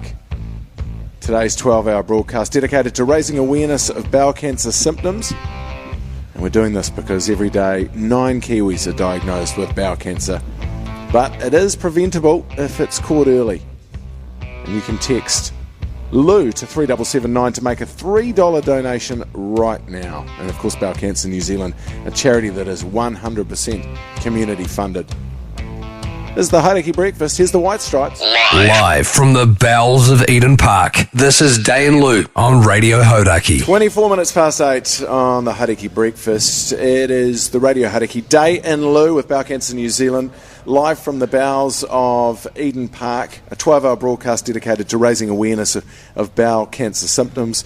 And All Black great Ian Jones joins us at the trestle table. We're just reminiscing about some moments out here, Ian. And I imagine that this was certainly not the changing shed that you were involved in. You would have been here in the old Eden Park bowels at some stage, which were quite old school, the old number 1 stand. Been through a couple of versions of the change rooms here at Eden Park. Jerry, you got to remember when we first started, we had 15 players, a coach and 1 physio, right? So we didn't need a lot of space. Now, of course, you've got 23 players, 23 physios and 23 coaches. So you need that space. So you had a couple of changes. One of those old school ones, we used to have a swimming pool in here. Then we went through the ice bath phase, which was pretty cool. And Steve Devine was in here reminiscing about that pool as well. Yeah, that was pretty cool. I mean, I just went for the hot. I never went the hot cold. No. Was never in my thinking. Yeah, well, you straddled an interesting era, Ian, because you made your debut in 1988. 88? 89. 89. But I'll take the Close extra year. But that time, obviously, old school rugby. Yeah. Rugby culture in New Zealand, very different. And then you were playing all the way into the late 90s when rugby had gone professional. So you would have seen some massive changes culturally in rugby. Yeah, but the strength of the mana of the All Black jersey never changed, whether it's the amateur era or the professional era. The ethos of the team, the values of the team, as I said, the mana of that jersey, that never changed, mate. Representing New Zealand, playing the legacy of the All Black jersey, all of that kind of remained the same, no matter what era you're in. And I look in today's professional environment, and those players think the same about putting on that jersey as I did, as Colin Meads did, as Wilson Winray did. We remain the same, man. That's that link that we have when you play for that amazing team. And it's not just for the player either. Your entire family dines out on the fact that you're related to an All Black. Because you do a bit of work with the All Blacks experience, and you've taken me through there. And every All Black is on this mural along the wall. And I guess he's Uncle Kingy to me, but you'll know him as Billy Bush. He's my nan's brother. And I went through, scoped out, found him, got a photo. When you look at Minogue, can you see a bit of Billy Bush? I can see a lot of Billy Bush. And that's legacy, right? So when Minogue comes through, and the legacy of Billy Bush and the Bush name on Te Ao Manawa. So every All Black, Jerry, as you know, we don't own an All Black jersey. You only caretakers of that jersey, right? You pass it on to the next person. But what you do own is your All Black number. So when Billy Bush's number is on the wall, every relation of Billy Bush is connected to the All Blacks. And this is what the legacy of the All Blacks experience is all about, bringing in locals who are very proud of the jerseys, internationals coming in to learn more about who the All Blacks are and what we're doing at the All Blacks experience. When I was actually bringing former players through to share their story from the making. How do you make an All Black, Jerry? Well, you make an All Black by letting them fall in love with our game. Your kids playing rugby, they start to learn to love the game. Mate, they may not become an All Black or a Black Fern, but they're going to love the game forever. So then how do you shape that love? We talk about my journey, say, being the skinny little kid, working really hard to become an All Black, and then take them, Jerry, into a changing room, replica of Eden Park, arguably the home of New Zealand rugby. What's it feel like being an All Black? And Manoa's right. When I become an All Black, my family becomes an All Black. We all wear the legacy of that jersey, and for some, you put on that jersey, mate, and you feel like Superman. Well, you absolutely do. Well, I wondered about that, Ian, because you're not you're a very tall man, but you're not a big man. You were going up against you're in a part of a rugby team where you need size and strength. When you put on an All Black jersey, did you feel like you grew a few extra kilograms? Yeah, I did. But remember, I also had Buck Shelford behind me, often Richard Lowe or Craig Dowd in front of me. Zinzan not too far away. That helps. So when you have big men around you, you feel big. I mean, look at you sitting next to Minogue. You'd probably be nervous just doing the Jerry show by himself in Hauraki, but you've got your wingman right here. So you feel pretty good. And this is what we're doing, I guess, at the All Blacks Experience, just sharing our stories. So that journey, it's mad. People are really proud of it. And my test has always been, when we bring former players in, are they proud of it?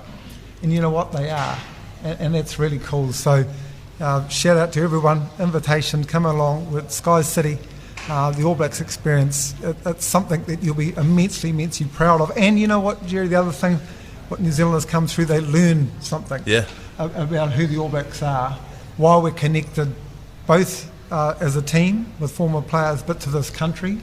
And the psyche of an All Black, as you're about sitting in a change room like this, what are we thinking before we run out down that tunnel to represent the legacy of that jersey? And that's pretty special memories. Ian Jones, thank you so much for coming in today.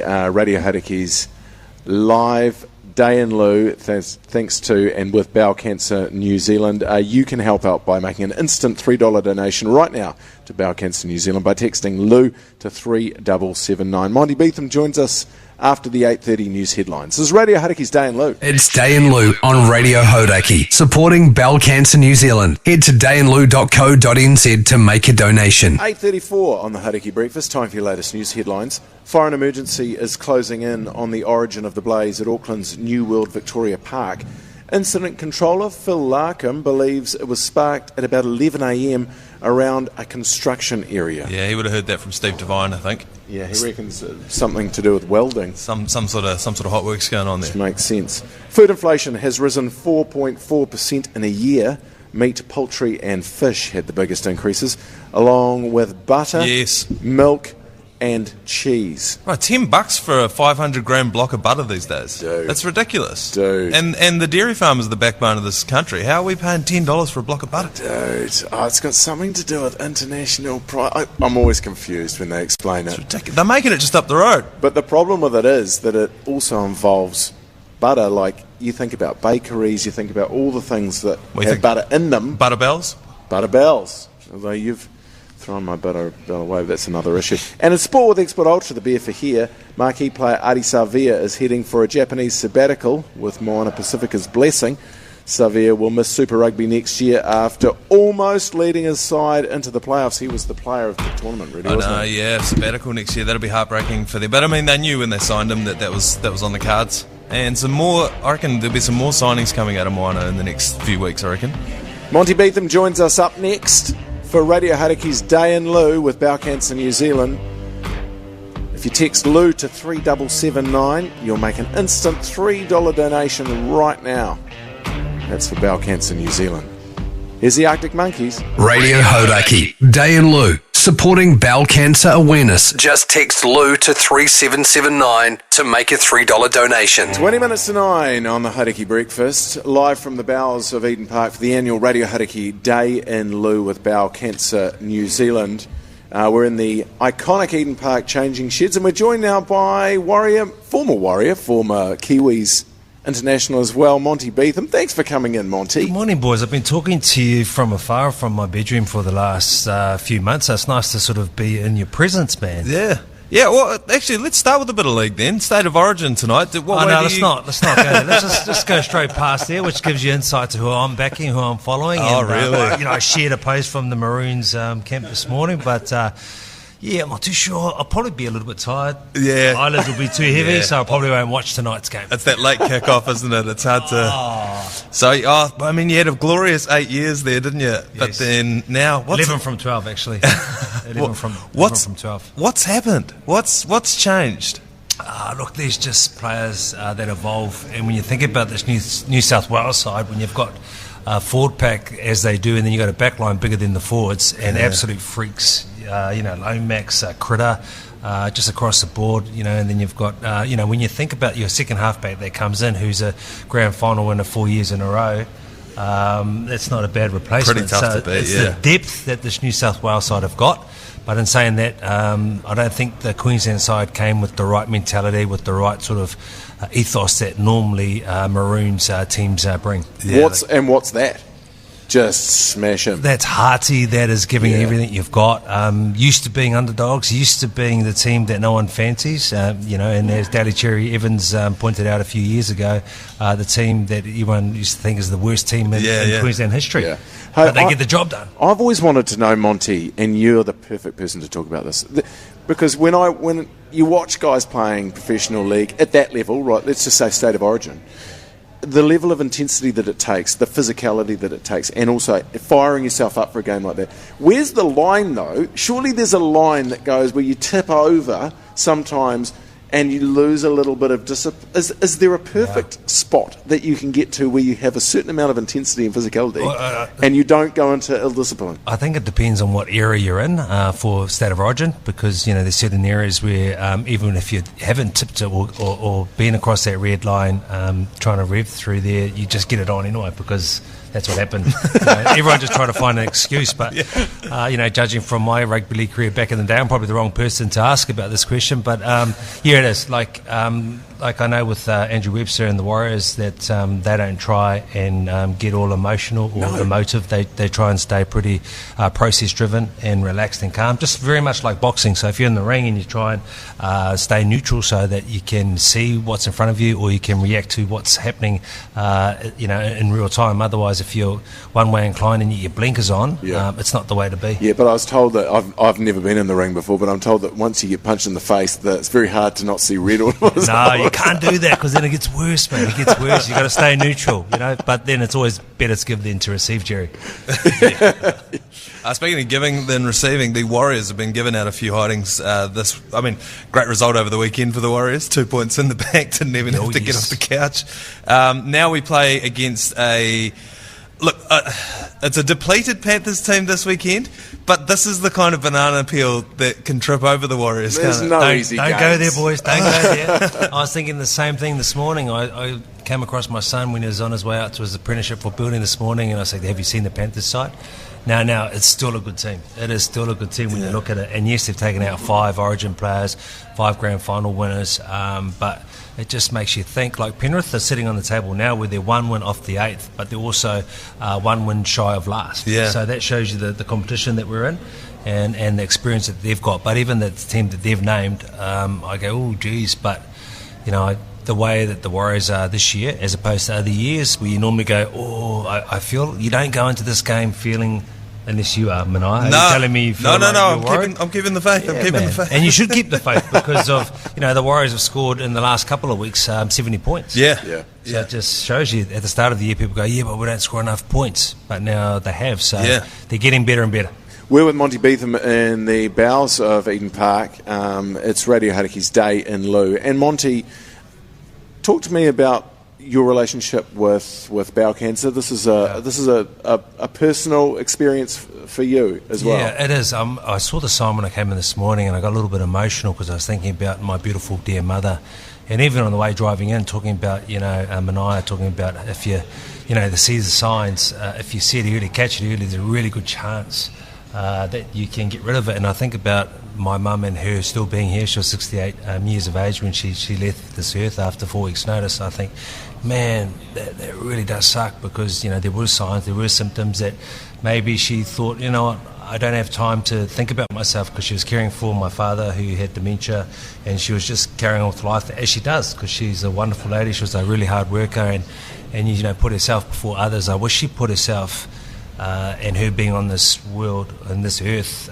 before thinking about, you know, because the loss that she was absolutely huge, man. Yeah, well, this is the interesting thing, and in New Zealand we have a high rate of bowel cancer in New Zealand. We have a high rate of a lot of cancers, and I often think about this and I wonder why. And sure, there might be environmental reasons, there might be health reasons, whatever, genetic reasons, but also I think there's part of New Zealanders, and we get on with it as New Zealanders. We're tough people, and I think that is sometimes at odds with, and those qualities are great qualities. Yeah. You know, getting on with things is a great quality in a human being. To our detriment. But sometimes. but it's at odds with another thing, which is also, if you've got something wrong with you, going and seeking help. Absolutely, man. You know, we get dealt the cards that we do through life, but, you know, when you get dealt the cards, or when there are signs or symptoms that come up that they give you the chance of, you know, reshuffling that deck or playing with the cards you've got, and you don't, that is the biggest problem. You know, I had a colonoscopy last year, and I never thought I'd do anything like that, but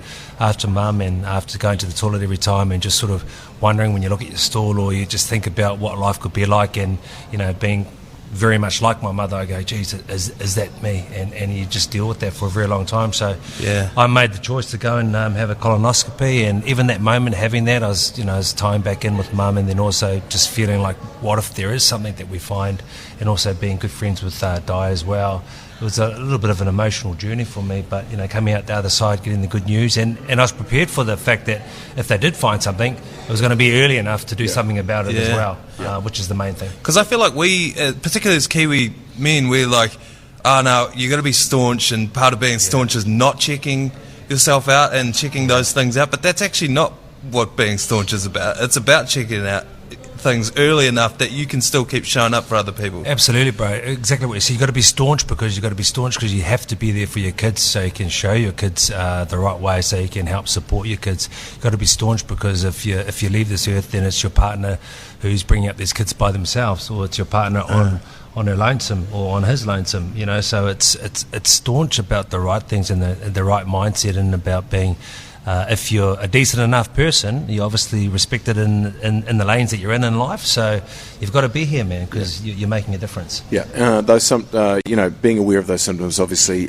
bleeding from your bum, change in bowel motions, pain from your abdomen, like a lump or a mass in your stomach area, tiredness, or maybe a loss of weight for no obvious reasons. Those are the symptoms that you are looking for. If you do have any of those symptoms, make sure you don't hesitate. Just go and see your GP right away. Monty Betham, thank you so much for coming in. We really appreciate it. Always a pleasure, boys. A little bit cold, but your company warmed me up, man. Monty Betham, thanks for your time. It's the Hauraki, Dai and Loo. Live from the bowels of Eden Park, this is Dai and Loo on Radio Hauraki. That is REM, 3 minutes to 9 on the Hauraki Breakfast. It's Radio Hauraki's Dai and Loo with Bowel Cancer New Zealand. You can make a $3 donation right now by texting Loo to 3779. Today's 12-hour broadcast dedicated to raising awareness of bowel cancer symptoms. And if you do have any symptoms, and those symptoms could be bleeding from your bum, a change in bowel motion, some pain in the abdomen, tiredness, and loss of weight for obvious reasons, the trick is to go and see your GP straight away, because you're the only person that knows about those things, and it's important that you are your own health advocate. Yeah, and joining us on the show this morning, great pleasure to welcome in Ben O'Keefe. Good morning, Ben. How are you, mate? Yeah, morning, guys. I'm great. Thanks for having me in.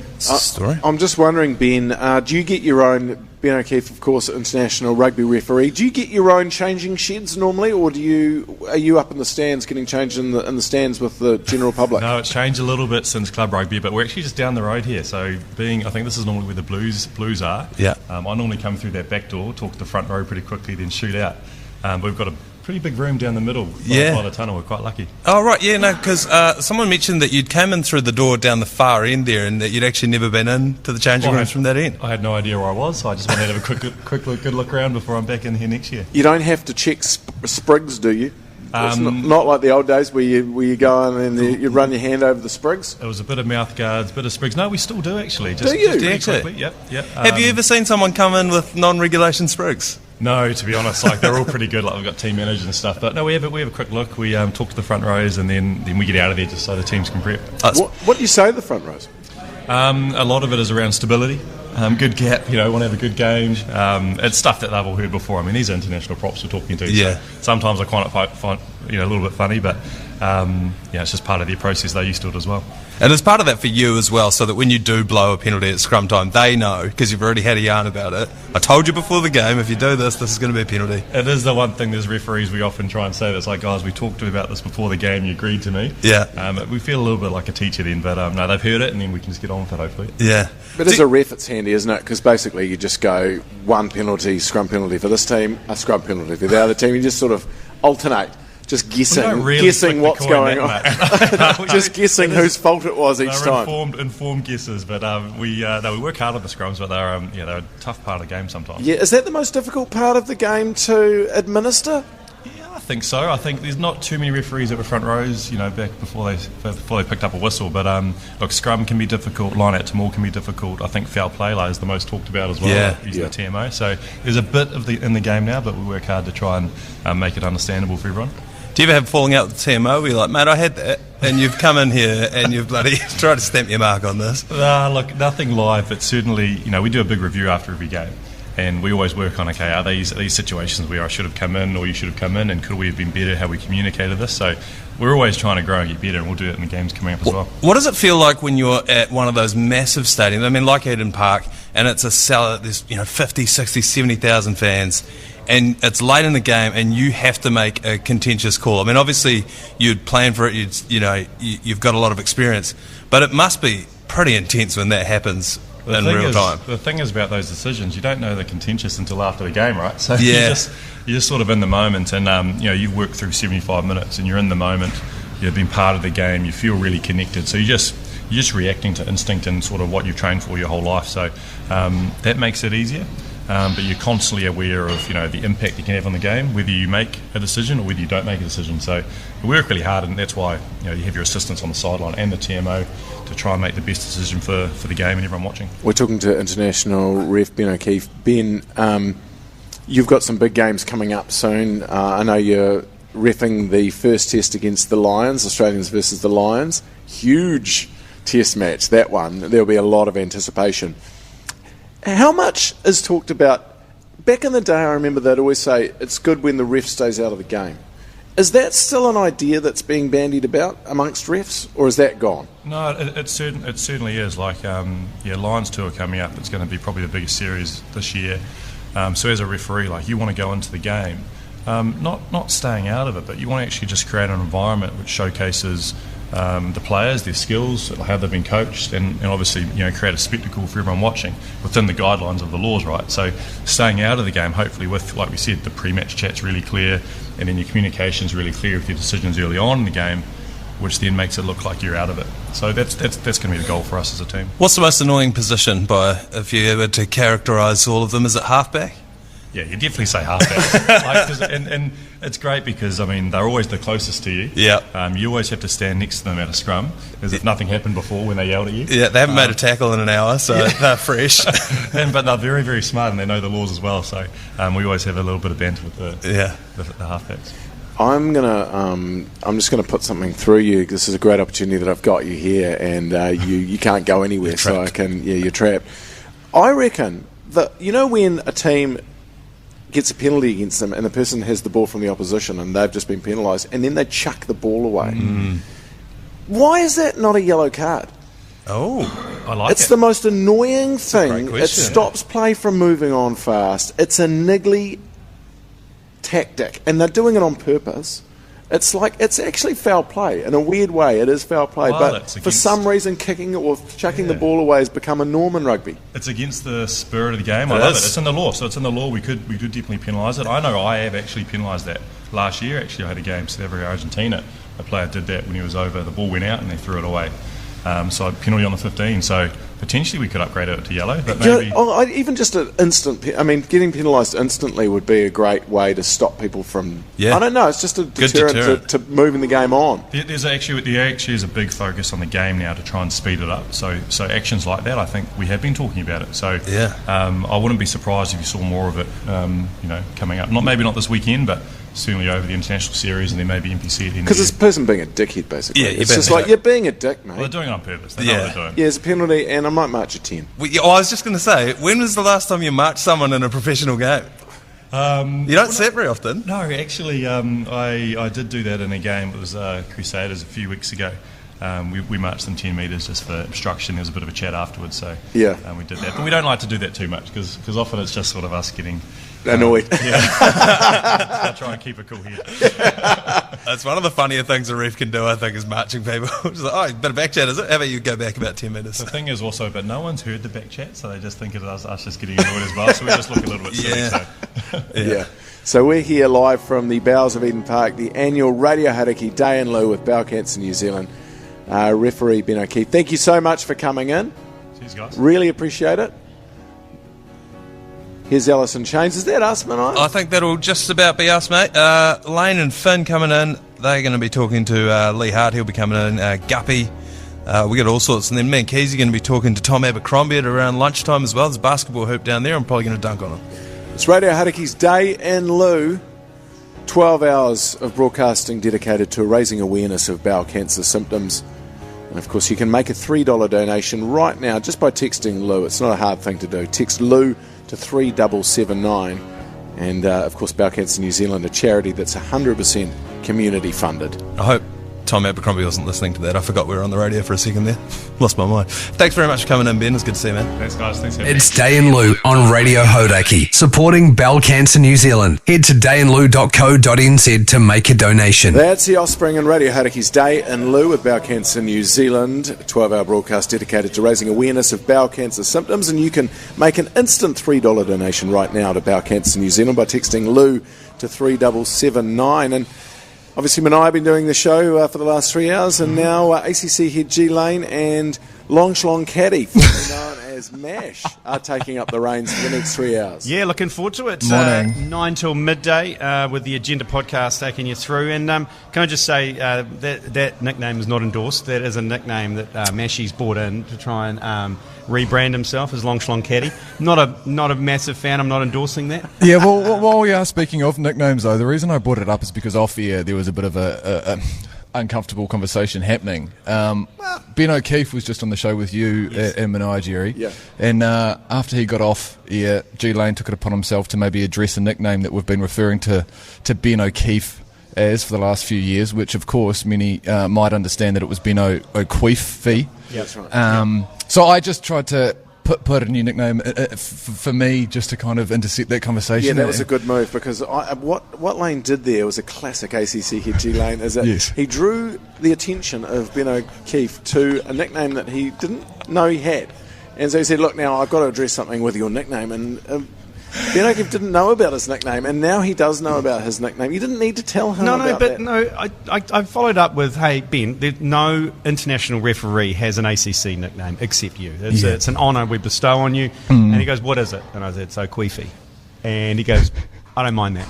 He gets called O'Chiefy, O'Cheaty, and he will take O'Queefy. So Ben O'Queefe, a great New Zealander, and he said, you know what, I'm all for that. You go for it. I've heard it before.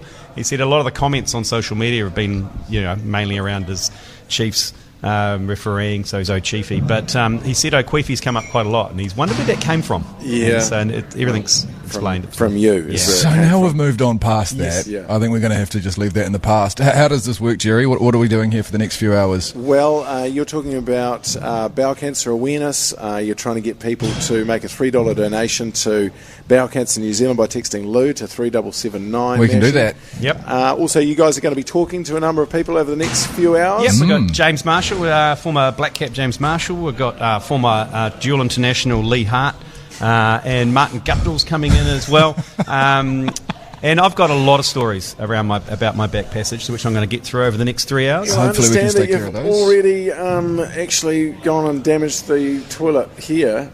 Do you know what? It was probably, How was it, by It was the way? probably the most spiritual bowel movement I've had in a while, because I sat on there and I thought, do you know who else has been on this toilet? Wow. You know, the Karen Reeds of the world. That was powerful. The Sean Fitzpatricks of the world. You know, I thought, you know, this is. I can feel the mana.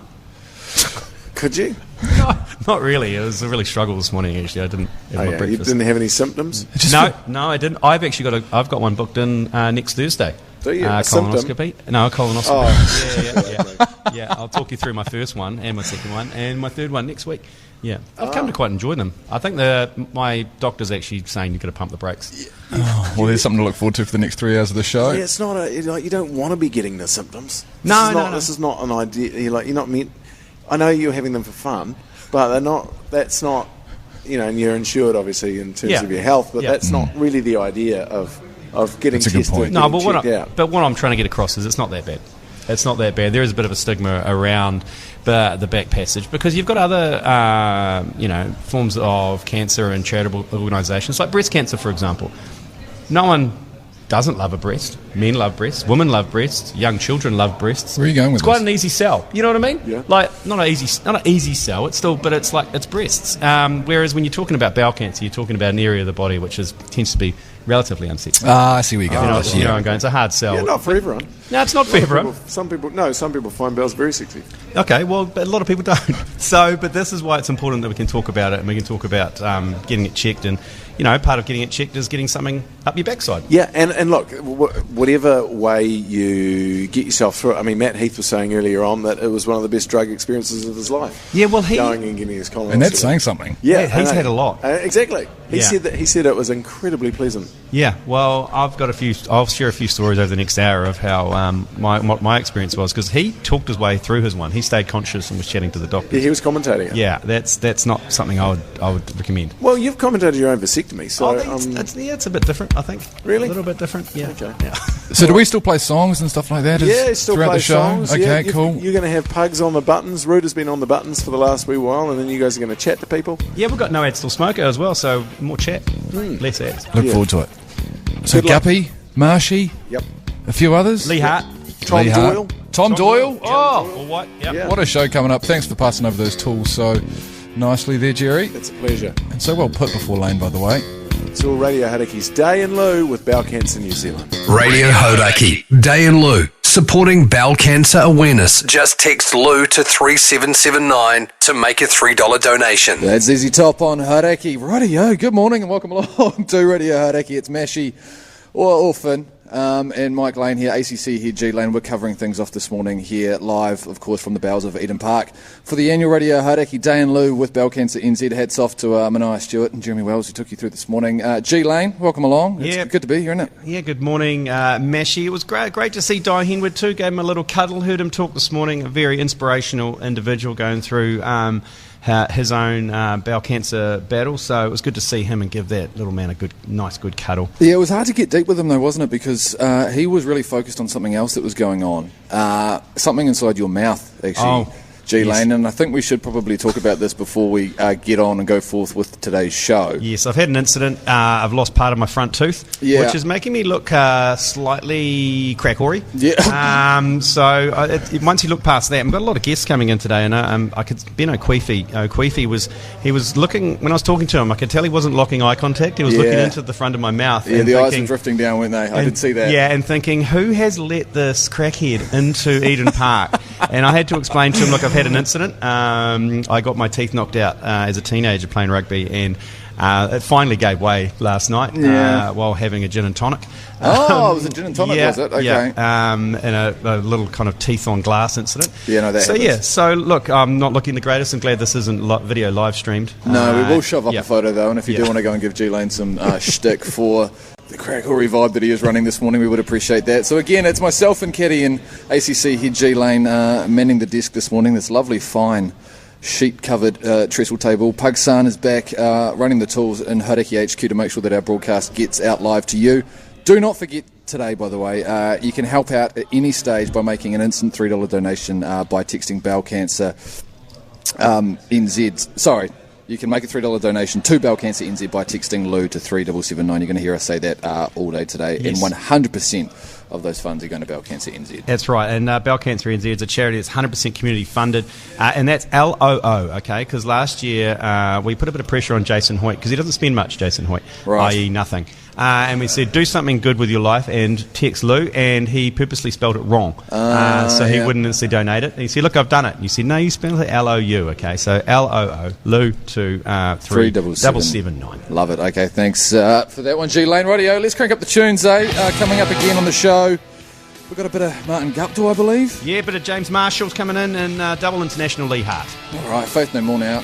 Dai and Loo here, Radio Hauraki. Live from the bowels of Eden Park, this is Dai and Loo on Radio Hauraki. That's Queens of the Stone Age on Radio Hauraki. We are live from the bowels of Eden Park this morning for the annual Radio Hauraki Dai and Loo with Bowel Cancer NZ, and this is the Agenda podcast taking you through till midday. ACC here, G Lane. The pictures here in the bowels of Eden Park are quite something, aren't they? Yeah, well, when you say the bowels of Eden Park, we are in the home changing room. So this is where, the Black Ferns, the All Blacks, the Black Caps all warm up and get changed in, and then the little lockers they have for all of the players, and they've put our names above the lockers, which is probably the first and only time that'll ever happen. But also, it's quite a large changing room, just to paint the picture, is probably about, 60, 70 metres long. Yeah, I'd give it 60, 70 metres, and probably about 5 metres wide, so long and skinny, but at one end there's all sorts of games going on down there. There's a basketball hoop, there's some wickets and a cricket bat, and there's also a pickleball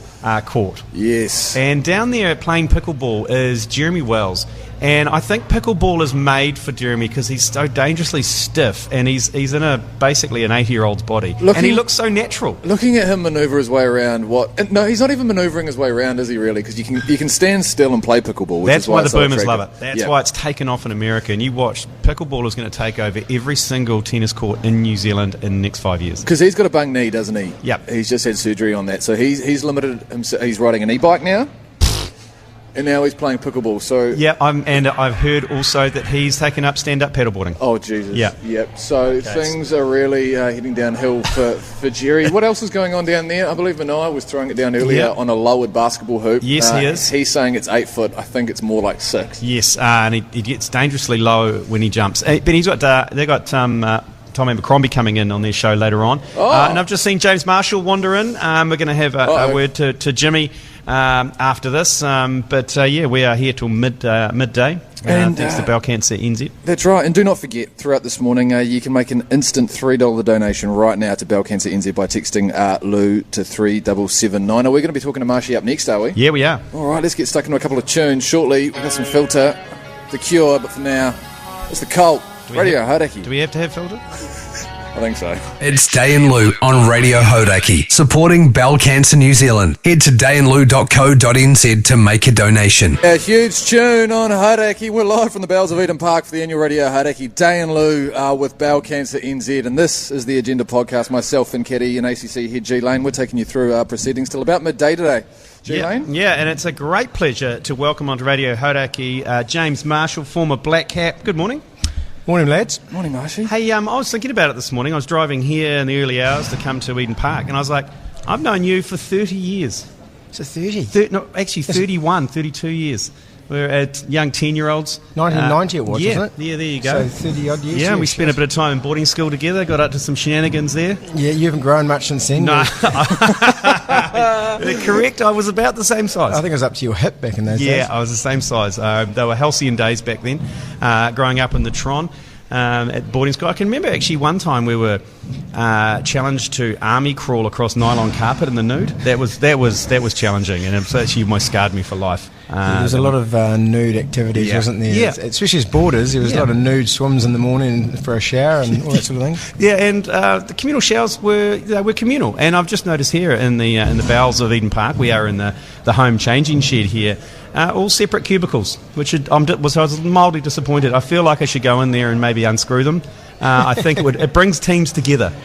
It definitely does, yes. Nice, tight, close changing room environment. A communal shower is still happening nationwide. It's been a while since I've seen a good old school communal shower. I think it depends which era you're looking at in the clubhouse. Yeah. These days they're sectioned off a little bit, but I was a huge fan of the communal.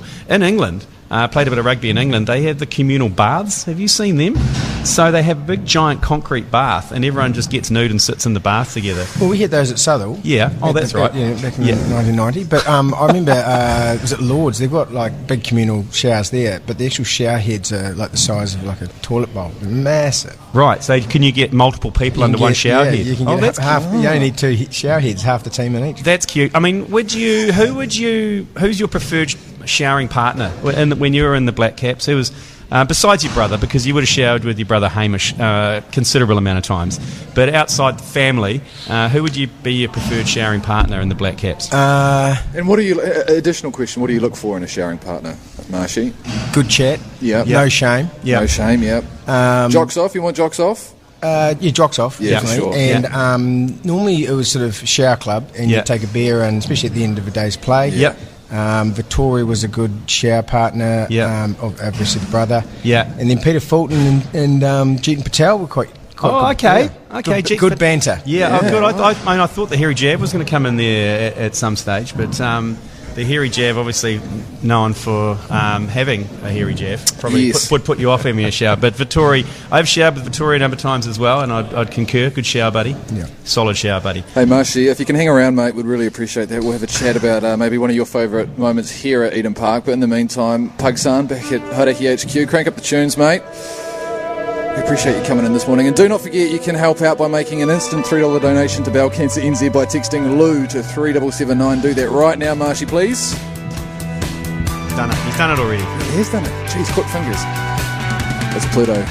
Dance Stamina on Hauraki. Radio Hauraki. Dai and Lou. Supporting bowel cancer awareness. Just text Lou to 3779 to make a $3 donation. Oh, dearie me, that's Weezer on Hauraki. We're live from the bowels of Eden Park for the annual Radio Hauraki Dai and Lou with Bowel Cancer New Zealand. This is the Agenda podcast taking you through to all about midday. Myself, Finn Keddy, and ACC head G Lane. We're joined by James Marshall at the moment as well, boys. Yeah, former Black Cap James Marshall. And we're talking about, a lot of people have come in this morning. Ben O'Queefy came in. We can call him O'Queefy. We can now, yeah. Monty Betham is in here. All sorts of guests in here this morning talking about their favourite memory at Eden Park. Now, you've got a couple, haven't you? You've got one from when you were just a wee youngster.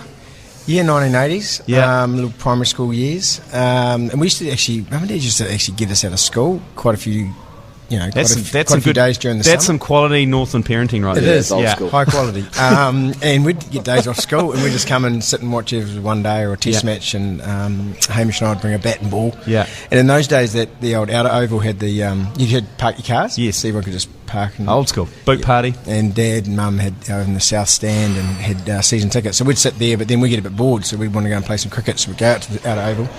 And Mum and Dad thought they'd just check in on us, and they got the binoculars out and just looked through the little gap. And there was Hamish and I batting and bowling, and we were using a brand new Mercedes-Benz front tyre as our wicket. Charging in. And, hard ball as well, no doubt. Well, semi-hard, yeah. It was quite a hard plastic ball. It wasn't a tennis ball. And crikey, Dad sort of whipped down and said, "Get away, boys." So, yeah. That's a $100,000 slip cordon right there. Yeah, it is. And you made your debut here at Eden Park. I did. I made my one-day and test debut here. Yeah. Both versus Australia. And geez, that's tough. That's a tough debut, isn't it? Yeah. It doesn't get much harder than that. Your debut against Australia in one-day and test matches. Yeah, pretty tough. And that was back in 2005, and they were really hissing back then. And crikey, they were hard to beat. But both games I got to bat with Hamish, which was really good. But my first bat was out here in the one-dayer. And came out to bat, and we were sort of ticking away nice. I think I got about 15 runs or something, and then I tried to take a quick single, and Hamish sent me back, and as I'm turning, I could just see Andrew Simons just coming in from cover out of my sort of corner of my eye, and I'm diving back in, and he's diving and throwing the ball at the stumps, and he hit the stumps. But as we slide, our heads are literally side by side, and he's going, "You're gone, son, you're gone." And I just had to dust myself off, and he's just got his finger waving in my face, and we literally could, Oh, that's so good. Andrew Simons, he was a real competitor, wasn't he? Oh, he's a great bloke, and obviously, sad that he's passed, but a competitor, outstanding cricketer, but just entertaining with obviously with the skills, but as a bloke, his humour. Yeah. I always never forget him dealing with that streaker in Australia. He was doing pre-season training with the Broncos just to do a bit of fitness, and the guy came out, and it was one of the great shoulder charges you'll ever see. Absolutely poleaxed this guy in the middle of the pitch. One of the greats, Andrew Simons. Hey, James, thanks for coming down to Eden Park and giving up your time. Big thanks to your employer, Barfoot Commercial, for letting you take a couple of hours off. You've no doubt logged it as some sort of site visit. I don't think they know, so now they do. I have to do some explaining, but no, all for a good cause. Yeah, absolutely, all for bowel cancer NZ and raising some awareness there. I'll give you a wee hint if you want some new business. Apparently quite a big, large commercial property might become available just off Victoria Park. Just maybe go check that out. Thanks, Marshy. Appreciate your time, mate. Cheers, again, lads. just text Lou to 3779 this morning if you are listening along from your car or wherever you might be joining us. $3 will be donated towards Bowel Cancer NZ. Can I tell my colonoscopy story next? Yeah. It's a good one. It is a good one. It's a good story. Yep. Live from the bowels of Eden Park, this is Dai and Lou on Radio Hauraki. The Gunners on Radio Hauraki, and we are live from the bowels of Eden Park for the annual Radio Hauraki. Dai and Lou with Bowel Cancer NZ. This is the Agenda podcast taking you through till about midday today, and of course today is a 12-hour broadcast dedicated to raising awareness for bowel cancer. G Lane, I've got a list of symptoms here in front of me. Maybe we should work our way through these. And I mean, this... You've had some recent experience with some of these, haven't you? I have indeed. Yeah, look, I mean, it's all about prevention, really. So you just got to, if you've got any of these symptoms, go and see your GP because when talking to Dai, it is a very preventable cancer. If detected early, you just have to look after your own well-being and front foot it. So if you get any bleeding from your backside, any change in bowel motions, if you've got any blood on the toilet paper, for example, severe persistent or periodic abdominal pain, any lump or mass in your abdomen, tiredness and loss of weight for no obvious reason, then just go see your GP and get a checkup. It doesn't always have to be invasive. That's right. There is bowel screening tests you can do, which doesn't result in the invasive stuff because everyone just thinks about the colonoscopy. Yeah. But saying that, it's not that bad either. I had one last year. I was quite lucky in the fact that, when I say lucky, I got a CAT scan done for my other cancer I had in my head, and it basically does your whole body, and it picked up a lesion in my bowel at the same time, and I went and saw a doctor and had a colonoscopy, got that removed,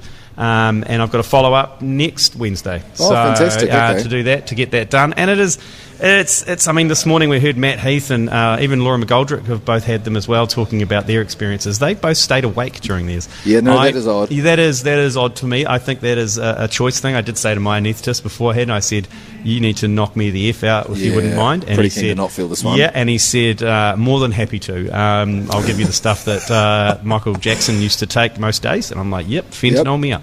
And yeah, I disappeared for an hour or so, woke up, and she was right as rain. Oh, there you go. Yeah. So again, if you do have any of those symptoms that G Lane has just rattled off, do get in touch with your GP. Tell them we sent you, and we'd really appreciate that. And throughout the show today, of course, after us, there'll be plenty more going on. But just do text Lou to 3779 and make an instant $3 donation to Bowel Cancer. Absolutely. And I can't imagine there's many people out there that don't have some sort of connection with someone who has suffered from bowel cancer. 8 Kiwis are diagnosed with bowel cancer every day. That's crazy. So that's one every couple of hours. Okay, so and Bowel Cancer NZ is 100% community funded. Okay, so they really rely on these donations, and $3 it's less than a cup of coffee, isn't it? Yeah. $3. So Lou to 3779. Well said, G Lane. All right, coming up shortly, I believe the big man's coming in. The big bald man. Oh, paid to talk. Leigh Hart is here.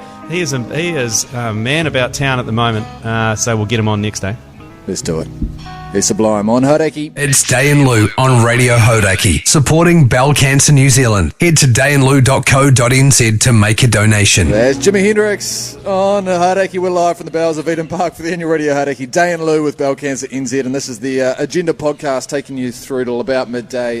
Today myself, Finn Caddy and ACC head G Lane here, and now we are joined by Leigh Hart, good morning, Leigh. Good morning, fellas. Great to be here. What an occasion, eh? What an occasion. Yeah. Great to be back here, too. Yeah, absolutely. Yeah, you're familiar with Eden Park, aren't you? Yeah, that certainly takes me back, these changing rooms. Yep. Spent a lot of time down here, socially, of course, not really. Yeah. I do remember coming down here once and hanging out with the Auckland cheerleaders. Oh, yes. Funny enough. Yep. Yep. Okay, what were you doing with them?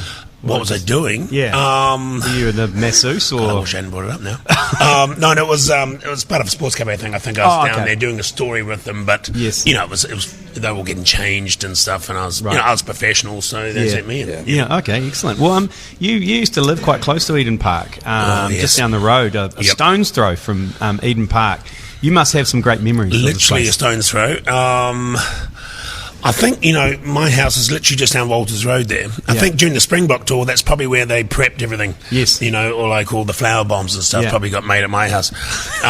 Before my time, of course. Yes. Oh, yeah. But, it was great because I remember World Cup. 2011? 2011, quarters and semis. There were always big parties at my place. Impromptu, of course. You were not there. Well, I was emceeing stuff here. Yes. Then I'd get back home. There'd be about 150 people there already. Who was setting that up, do you think? Who was setting up the parties? Yeah. It was just people walking past. Oh, nice. And they would ring the buzzer, and they'd just walk in, and they'd hear a party. Yeah. So that was good memories, actually. Yeah, and in 2015, obviously, the Cricket World Cup took New Zealand by storm. And you told a couple of stories on there, because I believe you buried your cat on Eden Park. Look, well, you wouldn't believe everything, but that was true. I had a cat, Mr. Binky, I think. Yeah. And he passed away, and he was, he's a big Eden Park fan, and I thought, what better way to honour his memory? I snuck in here with a spade. Yes. And buried him behind the dead ball line. I thought that would be quite a good place for a cat. So whenever I'm at a game, I could sort of look down and I'd think of Mr. Binky, Right. Were you concerned at all when the wet weather and potential... There were a couple of games, shortly after I buried Mr. Binky, there might be a sort of a scrum or a bit of and the ground's wet, and that could have been a bit of some sort of, play going on in that area, that he might actually be exhumed, mid-game, and I just wondered what the commentators would say. My God, is that a dead cat? Yeah. You don't see that in rugby nowadays. We never did, really. How deep do you think Mr. Binky was? I probably didn't go deep enough. This is the point. It was only a couple of feet. Because it was actually in the summer that I buried in the summer. So the ground was quite hard. Yeah, right. And then, obviously, in the winter, it softened up. So you need to go, if you're going to bury a cat in a major sports ground, you do need to go deeper than you probably normally would. Yeah, okay. And there's no guidebook for that. Yeah. Well, R.I.P. Mr. Binky. He's no doubt still out on Eden Park. Oh, yes. I would like to think. Well, actually, I was a bit concerned a couple of years ago, too. They were returfing an area, and especially when between the seasons, when cricket and rugby, and they put the posts back in. I go, what's going to go on here? Yeah. I've been thinking about coming in one night, actually, and exhuming him. So you believe you still know exactly where he is? Oh, within, I could probably find him. But I also buried a bottle of vodka here. There was a bit of remember a while back, people would... Same hole? No, in a different area, sort of, more on the halfway line, really. Yeah. Were you trying to do what people down in at the Basin Reserve were doing? Because, the security are getting quite strict on alcohol and trying to smuggle stuff in, so I thought, why not put a bottle of vodka there a year ahead of time? Yeah, okay. It'll be there, and the only difference was I would have to make my way over to the sort of sideline, get some people stand around me or some reporters or something, and kick away, dig it up, and get the vodka out. And then put it back in again, of course. Yeah, so you pour yourself a drink and put it back in. Yeah. So, it's a lot of memories here. Yeah. A lot of memories. Jeez, I didn't expect either of those, to be honest. But some great memories here at Eden Park. And we are in the bowels of Eden Park for Dai In Loo with Radio Hauraki. And we'll come back, Leigh, with have a wee chat about what you're up to at the moment. Well, that'd be great, you're a very busy man with paid to talk. It seems that you're way. You're handing out chips to every New Zealander. You're handing out snack of changies. Someone's got to do it. Yeah, well, here we go. It's Dai In Loo, Radio Hauraki. Radio Hauraki. Dai In Loo. Supporting bowel cancer awareness. Just text Lou to 3779 to make a $3 donation. Well, it's Eddie Vedder and the Pearl Jams on Hauraki the Fixer. You'll listen to Radio Hauraki's Dai In Loo. We're live from the bowels of Eden Park. this morning, raising a whole bunch of cash, hopefully for Bowel Cancer NZ. And Leigh Hart joins us this morning. G Lane. Yeah, you're a busy man, Lee. You've just launched your own radio show / podcast, Paid to Talk with I'm Night not sure if it's a podcast / radio show or radio show / podcast. Yes. But I don't think it really matters. Should we just call it a radio podcast? Yeah, To make something like that? it's on air somehow. Yes. Like I keep saying, podcasts are for people that can't get a radio show. Yeah. And radio shows are for people that can't get a podcast. Yeah, And that's right. and you've got both. Yeah, well, I've got half of each. Yeah. So You've really got a foot in either camp. So every Friday, but it's Thursday this week between 3 and 4 yeah, on we're going to Radio push out Hauraki. Thursday Yep. because apparently Friday's a holiday. I don't know that kind of thing because I'm always working anyway. But, Yeah, right. always. I mean, look, take this, for example. We talked about it before. I mean, what a great cause, you know. I wouldn't call this work. This is raising awareness for bowel cancer. Great cause. That's right. I tried to start a campaign a few years ago. I tried to get you involved, Mike. Raising awareness, and you said, well, what's it for, Lee? Yeah. And I said, well, what do you mean? It's raising awareness. That's it. We're just raising awareness for awareness, basically. Yeah. For awareness sake. Just people to be more aware. Just be more aware. Yeah, and okay. it didn't really work. People didn't really buy into it. It felt a bit sort of... I'm happy to revisit that. Yeah, I think we were quite busy at the time around the awareness campaign. Well, we just need more awareness about it. Yeah. Oh, that's true. Yeah, chicken and egg. You're also very busy. You're a busy man, Snackachangi. You are going around New Zealand. I believe you've been challenged by Snackachangi to deliver a chip to every New Zealander. You know, sometimes when you, excuse the pun, but you bite off more than you can chew. Yes. And it's kind of what I've done here, where the idea was to deliver a single chip to every single Kiwi around the country. It's a big ask. 4.5 million. Wow, there's actually 5.3 or something now, Jesus. right? Wow. And so far I've done about 17 people. I've been going for about a week or so, and it goes down. And somehow I've got this chart. And look, I tried to get hold of the census data, Yeah. you know, that the government used. I mean, they couldn't even run a census properly. So how am I supposed to do this? I'm using a 1987 phone book as my main resource. Yeah. Most of the people weren't born then. Some people are trying to take 2 chips instead of 1. That's Yeah, also does that tough count if as 2? And if you are going in alphabetical order, then you are going to run into issues. You might go from Wellington then down to... Well, that's it. Dunedin, I've been all the way down to, say, Invercargill, meeting someone with the name A. The next on the list is all the way up north. So the amount of travel I'm doing compared to... Look, Terry, who came up with a lot, he's got a lot to answer for. Yeah, if you know what I mean. I'd say If so. I could do it again, I wouldn't do it with him. Okay. And I probably wouldn't do it at all. Yeah, right. But just too late. yeah, It's too late. But if nothing else, I've met a lot of amazing Kiwis along the way. And 17. That's probably... Well, yep, 17 so far. But one guy, actually, he's probably more like 14 because one guy had 3. He kept moving houses. People get born. Yep. That changes my data. What about just hanging out at the maternity suite over in the hospital and just and kind of cut them off at the pass? And Well, just, I think hanging out in one spot is a good idea. Yeah. Let them come past you, like shopping malls, that kind of stuff. I've never thought of that. Yeah. If we do it again, which we won't, that's probably what I might try. But look, the idea is if you haven't tried a Snackachangi chip, you know, you try it for the first time, you're probably going to stick with it because it's a bloody good chip. They are great know? chips. But if I could convert just one person, just that one little kid, change his life, that, you know, my work's done there, fellas. Yeah, that's all we can do. That's you know? inspirational stuff. Leigh Hart, Paid to Talk. You can get that podcast on iHeartRadio or wherever you get your podcasts, or you can listen live on Radio Hauraki 3 till 4 tomorrow, but usually every Friday. Leigh Hart, thanks for coming in. Good luck on your journey to raising awareness and also feeding New Zealand one Snackachangi at a time. That's right. Thanks for having me on, guys. What a great cause. Fantastic. Cheers, Lee. Here's Metallica.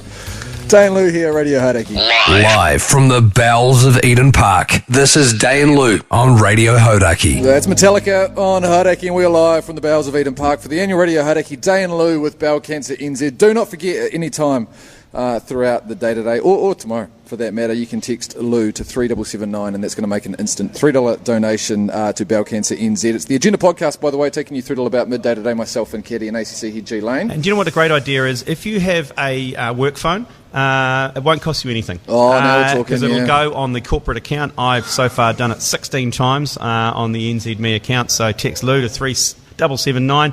It's about time they gave back as well, so a little free swing there if you're on a work account. Jeremy Wells, you've been over there playing pickleball here in the changing rooms, and I must admit I've never seen someone more naturally suited to pickleball than you. That's perfect because you don't have to move. Any kind of sport where you don't have to move Well, I did think that with golf, you don't really have to move either, but I'm terrible at that. I just noticed here 3779. The last time I texted 3779 was exactly a year ago. Wow. I just texted again, and there it is. It's come up with a history of my 3779 texting. There you go. Dai and Loo. It comes back and says, thanks for supporting the Radio Hauraki Dai and Loo fundraiser Legend. Learn symptoms at bowelcancerinz.org.nz. Well, that's fantastic. Thanks for that. Was $3 that I just contributed there. Okay, could you send another text for God's sake? I pay your phone bill, and you do. Yeah, you do. So good on you for that, by the way. No, you're welcome. Thanks for doing that. No, you're welcome. I noticed you never seem to complain, and I roam. Oh yeah, I know you roam. I roam. You once went to North America once, and the phone bill came back, and it was $980. Yeah, well, I don't like using Wi-Fi when I'm away because it's just annoying. Yeah, okay. Constantly having to hook in, so I just go straight with the roaming package, and then just use it. Just whack it on the whatever you call on the 5G. Whack it on the roam. Mm-hmm. Whack it on the roam. Hey, it's been a great morning, Mashy. We've had James Marshall in here, former Black Cap. We've had dual international Leigh Hart. Was that James Marshall? Yes, it was James. Did you say Hamish? No, because this is the interesting thing with the Marshalls. So there's obviously James and Hamish, and I've met both of them lots of times. Yeah. And one of them is always really friendly towards me, and the other one is nice but not as friendly. Yeah. And so I saw one of the Marshall twins, but I don't know which one's which. I got no idea. Yeah. But I saw one of the Marshall twins at a rugby game on Saturday. Yes. And he was really nice to me. Yes. And really, really friendly, super friendly. Came up to me and chatted away. And today I was chatting away, and I thought, do I say that I saw it's good to see you the other day, or do I not say anything? I didn't say anything. No. And it was lucky because that was James, who it was actually Hamish that I ran into on Saturday. Because usually it's a geographical thing, because Hamish lives in Wellington and James lives in Auckland. That's how I just run with that. So if I see you in Wellington, you're Hamish. If I see you in Auckland, you're James. Oh, that's a good way of maybe it was James. But Hamish is up here at the moment, though. This is the problem. He's up here visiting his kids. No, his kids are playing sport. I'm sure it was Hamish. No, but Hamish only got here 2 days ago with James. Yes, he was only here 2 days ago, so it was James. Well, that's where I saw him 2 days ago. On Sunday or Saturday? Saturday. That was 3 days ago, though, Jerry. Yeah. Is he sure that he wasn't 3 days and 2 days? He was here yesterday to see his kids play his first night. They got first night fever last night, those two, and they ended up cracking on at the Stafford Road Wine Bar. Okay. One is always just slightly nicer to me than the other. Yeah. And so I'm pretty sure that Hamish is the one that's slightly nicer, but anyway. Well, imagine being a cricket scorer it's back 5%. in the day. It's 5%. Oh, you'd be impossible. When I played cricket with them, they were forced to wear different hats. Purely because they batted very similar as well. Very strong off the back foot. Yeah. Strong cutters and pullers of the ball. The same stance. Yeah, same stance. Also similar bowling style as well. Hamish had a bit more pace. I think. Which is interesting for twins, because I also played cricket with another set of twins, the Tasker twins, and they had they were identical, but they had incredibly different bowling actions. Yeah. And interestingly, there's another part of them that was also incredibly different. Okay. All right, we're going to have to go to an ad break. Up after the ads and a couple of headlines, we're going to be joined by a man that's achieved absolutely nothing here at Eden Park, and that's a dear friend of ours. Martin Guptill. I can see him down the back there. Okay, we'll be right back shortly. It's Dai and Loo on Radio Hauraki, supporting Bowel Cancer New Zealand. Head to daiandloo.co.nz to make a donation. That's 5 minutes of the Chili's there on Hauraki, and we're live from the bowels of Eden Park for the annual Radio Hauraki Dai and Loo with Bowel Cancer NZ, and this is the Agenda podcast taking you through till about midday. Myself and Caddy and ACC head G Lane. Yeah, and it's an absolute pleasure to welcome into the bowels of Eden Park, into the changing room, someone who's very familiar with these changing room. That is former Black Cap legend Martin Guptill. Morning. Morning, guys. You are very familiar with this setup, are you not? Yeah, I've been in here once or twice. You just let yourself in, actually. I saw you, Gup. You didn't have to teach anyone. Yeah. No, I know the entry points in here. Yeah, it's quite a big space. We were talking earlier, trying to describe the space. It's probably about 60 metres long, 5-6 metres wide. Half of it is taken up with the lockers, and the half is just an empty space. And talking to a few of the rugby guys, they do a few of their warm ups in here, bit of contact and whatnot. What happens in this empty area? Do you have throwdowns? Do you play a bit of football? Do you maybe a bit of nude wrestling? Anything go on? Well, there certainly was no contact. Okay. As the rugby boys, but generally there's tables set up for food. But if there is a bit of a rain break, yes. the tables get moved aside, and we set up a football, volleyball, or something like that, and kick the ball around. And they got the netting above the lights and that, so boys just get a bit silly at times. Yeah. Oh, nice. As you can imagine, a few of the immature ones. Yeah, I can imagine. I'm not putting my hand up as quite a few of them in cricket. Cricket seems to attract. What do you mean? Well, look, I played a lot of cricket. I know a lot of cricketers, but you've got some great memories throughout your cricket career, and a lot of them would have happened here at Eden Park. You're an Aucklander through and through, so Eden Park's probably a location you hold close to your heart. What's one of the best memories you've had out here? There's a few. Yeah. I debuted here for New Zealand as well. Yeah. This stand hadn't been built, so these changing rooms weren't here. So we were in the West Stand changing rooms, which are still used for domestic cricket. Yes. So started there, and then obviously did pretty well on my debut. So that one's always held pretty close. A Hundy, don't be humble. And then it's pretty tough to go past the semi-final, the 2015 World Cup. That was pretty special to be part of. The hairy jab. The hairy jab day. Yeah. That was, I'm not sure if you were here, weren't you? We'd been banned by that stage. Okay. So we were broadcasting from a bunker somewhere else, which it was an interesting time for us, but it was great to be part of it by proxy. We commentated it. Well, if you can imagine 40-odd thousand people here at Eden Park and how much noise they can create. When Dale Steyn was running in that last over, you could have heard a pin drop. Right. That's how quiet, deathly quiet. Yes. And then, obviously, what happened in the over was there was Dan Vettori actually, as he does, shuffled away from the ball because he was too scared to get in line. Yes. And he hit one through backward point for 4. I remember it so clearly. That's the forgotten shot, I reckon, that one. 100%. Because it was a wide Yorker from Steyn, notoriously the hardest delivery to hit to the boundary. And if you ask Dan Vettori, where are you going to hit a boundary? Behind point. I played a lot of cricket with him, and we, at one stage, we'll get back to this, but at one stage, we were playing Pakistan, I think, and he got a ton in Hamilton playing Test cricket. Might have been his first Test century, and we were on a megaphone yelling at the Pakistan team to put men behind point. Put a man on the boundary, put a man halfway up, and put a man square, and just bowl short outside. And have 6 catches. Yeah, correct. They didn't listen to us, though. They bowled to his strength, didn't they? Yeah, absolutely. And I mean, you said one place Dan's going to hit a boundary, it is there. And luckily, Morne Morkel was at third man. And apparently, Morne Morkel was out of position.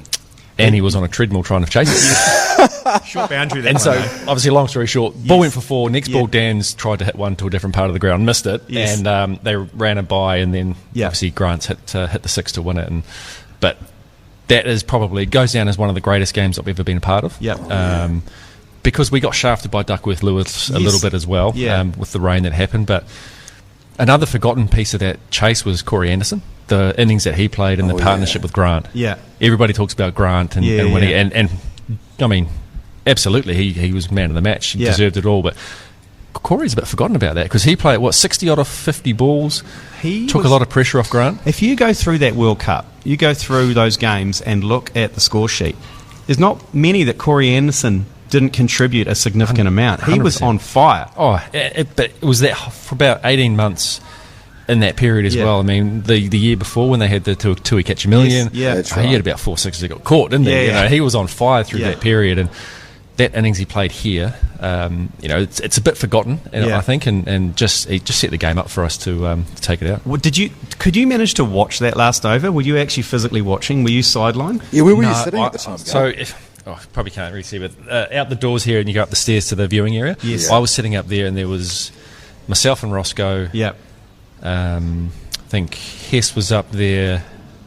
Oh no, Hess was actually on the ground. I think the analyst was up there. I think the manager Mike Sandel was up there. Yeah. Might have been one or two others. And as soon as it hit, I mean, I've counted. There's about 50 something stairs going up there. Yeah. To that. I've never come down them as quick. I had shoes on, didn't have the laces done up, so I'm surprised I didn't do an ankle. And as I got to the bottom, Baz came out the change room doors here, and we just looked at each other, and it was like, we did holy shit, we did it. And bit massive man hug, and then obviously fresh off a wee ciggy and the darts and the couple of darts and so we just basically ran outside, and it was great stuff. It was one of those. Awesome. It's one of those moments. It's funny because it's stuck in New Zealand sports history, really, and it was only a semi. and the Aussies, that was a final to us, mate. We always get a lot of shit from Aussies or whoever saying, "Bro, you didn't even win." It was like, doesn't matter. Yeah. That doesn't matter. That was one of the great sporting moments. everyone in the crowd just hugging strangers. There was so much man love going on in those 40,000 seats, and we were the same. We were delirious, absolutely delirious, and we were supposed to commentate the final, but we went to the final instead. What would you have rather have done? I know, how unprofessional is that commentary team? They're like, you guys doing the final? Nah, we're going. We just went to the final instead. Thanks for coming in this morning, Gup. We'll get you to hang around if that's all right, mate. We are, of course, here raising a whole bunch of awareness this morning for bowel cancer New Zealand. If you do want to make an instant $3 donation, just get in touch by texting Loo to 3779. We'd really appreciate that. But for now, let's get stuck back into the tunes. Pakistan, back at Hauraki HQ. Kick that one off. It sounds like the Cars. I thought you said Pakistan there for a second. That's what I thought as well. And I was like, Pakistan. Pakistan's a terrible band, but this is the Cars. Let's go. Radio Hauraki, Dai and Loo, supporting bowel cancer awareness. Just text Loo to 3779 to make a $3 donation. That's Ekadeka on Radio Hauraki, and we're live from the bowels of Eden Park for the annual Radio Hauraki Dai and Loo with Bowel Cancer NZ, and this is the Agenda podcast with myself and Caddy and ACC head G Lane, taking you through till about midday today. That's right, and we're talking to legends of sport throughout the day and their memories of Eden Park, all just to raise awareness from the bowels of Eden Park. And Martin Guptill has joined us, and Guppy, you've got some of the best kind of records that you can pub kind of water cooler records, because you've hit so many balls onto stadium roofs, and that's pretty much all. As growing up as a kid, that's all you want to do. You either want to bowl fast or hit balls out of grounds. How cool a feeling is it to know that you've hit a ball onto the roof of Eden Park? Have you done that once? Or a couple of times? Once at Eden Park. Yeah, and how many times in Wellington? 3 times. Now, anyone who plays cricket or has tried to play cricket, they are some mighty hits. How does it feel to be able to know that you can smoke a ball pretty much into the sub-canopy? You just get a bit of a giggle on, to be honest. Yeah. Like the first time I did it in Wellington, T20 against South Africa in 2012, and Lonwabo Tsotsobi bowled left arm seamer, bowled a little slow ball, and it was sort of point where I was, it was going pretty well, and I just connected at the right launch angle, hit it well enough, and it's a big hit, man. Because you go to those, any of you go to those grounds, you think, how do you get that on the roof? That is a monster of a hit. And you've done it twice in Wellington and once here, is that right? 3 times Wellington. 3 times. Come on, get it right. Twice in one game? Was that twice in because the West Indies game? That's quarter final. You put one on the roof, didn't you? Yeah, I got a pretty healthy ball for that knee high full toss. I remember that so clearly, Gup. Yeah. I remember that so clearly. Who was the one here that you hit? I hit that off Kane Richardson. Oh, that's someone with some heat though. Is that Kane Richardson? Is that right? No, right? That's Jai Richardson. I think. Yeah, he's got the heat. But Kane Richardson's bowls that lovely little that pace that is just nice to hit. And I come down the wicket a bit and got it on basically under the top of the bounce, and almost hit it straight up. And it's epic. Before you know it, it's on the roof of Eden Park. That's true. It's one of the awesome records. But what are you up to at the moment? Because you haven't just hung your boots up. You're still knocking around. Yeah, still trying to play a bit. Yeah. I haven't played much this year. But I just come back from Pakistan doing some commentary work on the PSL. Yeah, doing some broadcasting. Yeah. Have you enjoyed that transition into media? I really enjoyed it. Yeah, got to play golf during the day, and commentate, talk a bit of rubbish at night. Well, I follow you on Insta, and I saw a lot of golf content coming out of that. Just reassure me, Gup, that when you go to Pakistan, please don't do a Kyle Mills and be talked into doing a haka. That's all I'm going to say. Oh no, don't worry about that. Okay, I actually saw Kyle this morning, and I should have reminded him of that. You should have. But you're still playing a bit of competitive stuff though as well outside the commentary box. Yeah, I've got a T10 tournament coming up next month, which I'm doing a bit of training for. So nice. That's in the Cayman Islands, which is I've never been there. So nice. Yeah, sounds worst places to go though. Yeah, definitely worst place. Well, if you need some practice in the nets, Finn Caddy comes off the long run. Does he? Keep that in mind. And if leg spin, but long run. Long run leg spin. Long run leg spin. If you're looking for pies just to put onto roofs, Finn Caddy will serve them up. Thanks for coming in this morning. No, thanks for having me, guys. We do really appreciate it. And if you are listening along in your car or wherever you might be joining us this morning, do not forget we're here raising a bunch of awareness for bowel cancer NZ, and we're looking to raise a bit of money as well. So if you could text Loo to 3779 Gup, you'll make an instant $3 donation, and we'd really appreciate that, mate. No pressure. No pressure. Thanks for coming in. All right, let's take a break now. Come back with a few tunes. REM shortly, but next it's the Fooies on Hauraki. Live from the bowels of Eden Park, this is Dai and Loo on Radio Hauraki. That's REM on Hauraki. We're live from the bowels of Eden Park this morning for the annual Radio Hauraki Dai and Loo with Bowel Cancer New Zealand. Do not forget, if you want to help us out and make a donation at any stage, today, just text Lou to 3779. Myself and Caddy and ACC head G Lane, we host the Agenda podcast every day. G Lane, it's an award-winning podcast. It is New Zealand's most popular daily sports adjacent podcast. What do you say? Allegations that it's the only daily? Well, look, that's the small details we won't get into. But let's not stop talking about ourselves, because we've got a guest with us down here in the bowels of Eden Park, and that is former All-White Tom Doyle. Morning. Morning. Thanks for having me. Hey, Tom, we've had a few debutants here. It's pure coincidence that James Marshall made his one-day and test debut on Eden Park. Martin Guptill made his one-day debut on Eden Park, and you made your All-Whites debut here. Yeah, well, I've made a few debuts here, actually. My first opportunity to become a pro footballer happened here at Eden Park. I got a call from Ernie Merrick. I was still playing amateur down in Wellington. Yeah. And I got the call up 3 days after the finals down there saying, hey, look, you've just played in front of 10 people.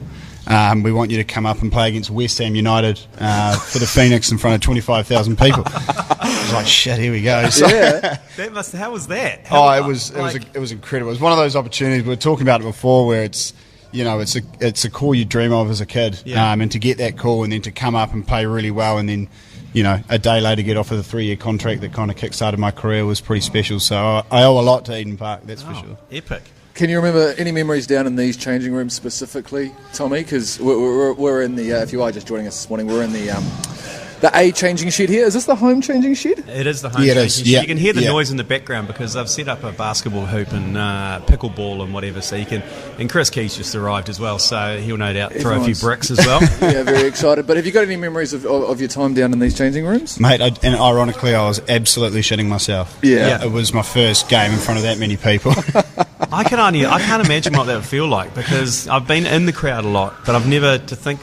And I got talking to athletes, you probably just get used to it. But for the first time, it must be quite intimidating. Oh, massively, yeah. I mean, you kind of switch into that fight or flight a little bit. Yeah. You're so numb out there, and it's not towards the end of the game. You start to realise, like, shit, I've just kind of gone out there and done it and performed and stuff, which is really rewarding. But that build up to the game and sitting in here and being able to hear the fans up there and banging their feet is it's intimidating, but it's definitely something you miss when you retire from sport. Yeah, football at the moment going through a bit of a renaissance. You've obviously got Auckland FC doing remarkably well, but also the All Whites, and with that qualification now, automatic qualification into the World Cup. So they're headed to the States next year for the World Cup.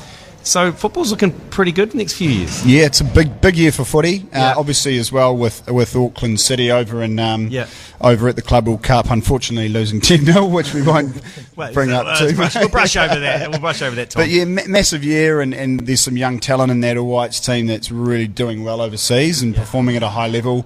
This new team that's come into the A-League, being Auckland FC.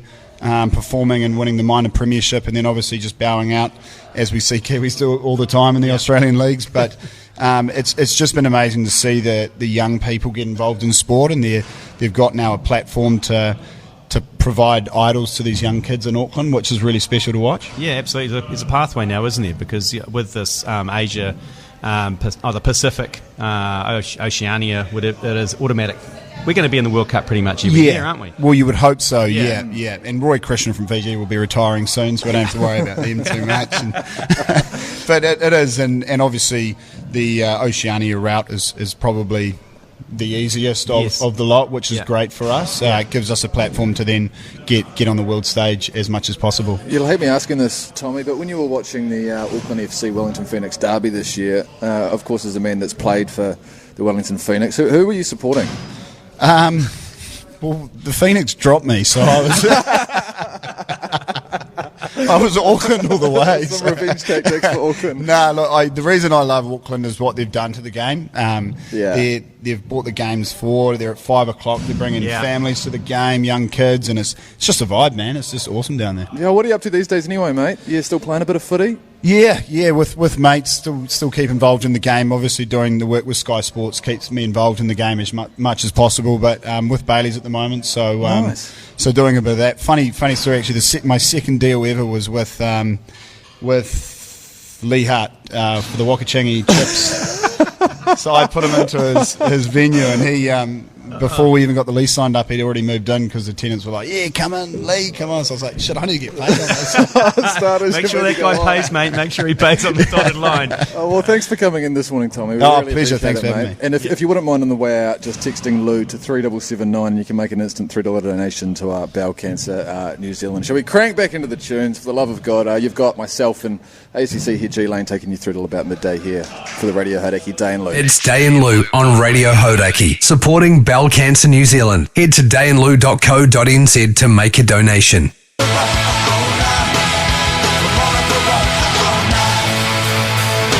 It's Elamina P on Hauraki. We're live from the Bowels of Eden Park for the annual Radio Hauraki Dai and Loo with Bowel Cancer New Zealand, and you're listening to the Agenda podcast taking you through this morning's proceedings. Myself and Caddy and ACC head G Lane are here with you, and we're about to clock out, G Lane. Yeah, we're about to wind up our 3 hours, the Agenda bringing you this 3 hours, but look, it's about raising awareness around bowel cancer NZ because it's a very preventable cancer. If detected early, it's very preventable, okay? So that's right. It's one of those things that you do need to look out for some symptoms, and if you get any of these symptoms, go and get it checked out. So we're looking at kind of bleeding from the back end, any blood on the paper, any change of bowel motions that come and go, any severe persistent or periodic abdominal pain, lump or mass in the abdomen, tiredness, loss of weight for no apparent reason. Get any of those, just go and see your GP, okay? Because you got to help yourself, because no one's going to come and knock on your door and say, hey, I think you should get this checked out. I assure you, it's an easy phone call to make. It is. The GP, yeah. Absolutely, and look, and it's all ages as well, okay? Because sometimes it can be associated with people who are slightly older. That's right. But you can be young as well, and a big kind of shout out and love to Rooda'd Grace, who's a young Kiwi, 27, over in London. Has just been diagnosed with bowel cancer. He just had a bit of tummy trouble and had a colonoscopy and found that he's had a tumour in there. So he's going through some treatment at the moment. So love and respect to Rooda'd. Oh, shout out to Rooda'd. Well, again, if you are listening along this morning and you could make the effort, really appreciate it if you text Lou to 3779. That's going to make a instant $3 donation. Is that all from us? Yeah, I think so. Look, I'm having my colonoscopy next Thursday. So yes, you are. Good luck for that. So I'm thinking of live streaming that as well. If you're keen on that, I don't know if you need to live stream that. Sorry, can I just interrupt there? I just was over there, so the room. What, you're having a colonoscopy next week? Next Thursday. So how much? Are you selling tickets for that event? Yeah, look, you can come along. Well, text Lou to 3779, and I'll be doing a ballot. And I'll be drawing 5 names out to join me in the colonoscopy cup chair. Mm-hmm. So what do you get with that? So you get a couple of drinks, you get a couple sandwiches, of pre-drinks. Yep. Look, and pay a bit extra, and I'll give you the sachets that you take 24 hours beforehand that really clears you out. You get a pre-drink and then a club sandwich at the end. Sounds quite good. Okay, are we passing over to you now, are we, Wells, or are you just here just to... Cos? I'm just here, Cos. Okay, right. I think we've got someone's getting Rooda'd. Yeah, that's right. No, I am actually here because I'm going to be introducing executive producer from the breakfast show, Rooda'd, in a few moments, who's put together a song. So it seems that bowel cancer awareness is getting Rooda'd this week. Wow. Oh, okay. That's sexy stuff. Okay, let's listen to a couple of ads and then some headlines and come back with some sexy rooting of bowel cancer. Yeah, but thanks for joining us this morning. It's been an absolute pleasure. And don't forget, live commentary of Super Rugby. This Saturday is right here on Radio Hauraki and on iHeartRadio. It's Chiefs Mana versus the Crusaders. Myself, James McConey, will be bringing you that, but it's been a pleasure. Thanks for listening and enjoy the rest of the day. Up to Saders. Come on, boys. Radio Hauraki, Dai and Loo, supporting bowel cancer awareness. Just text Lou to 3779 to make a $3 donation. 16 minutes past 12 on Radio Hauraki. The Dai and Loo with Bowel Cancer New Zealand from the bowels of Eden Park, a 12-hour broadcast today dedicated to raising awareness of bowel cancer symptoms. And just before we get into Who's Getting Rooda'd this week, a very special edition of Who's Getting Rooda'd this week.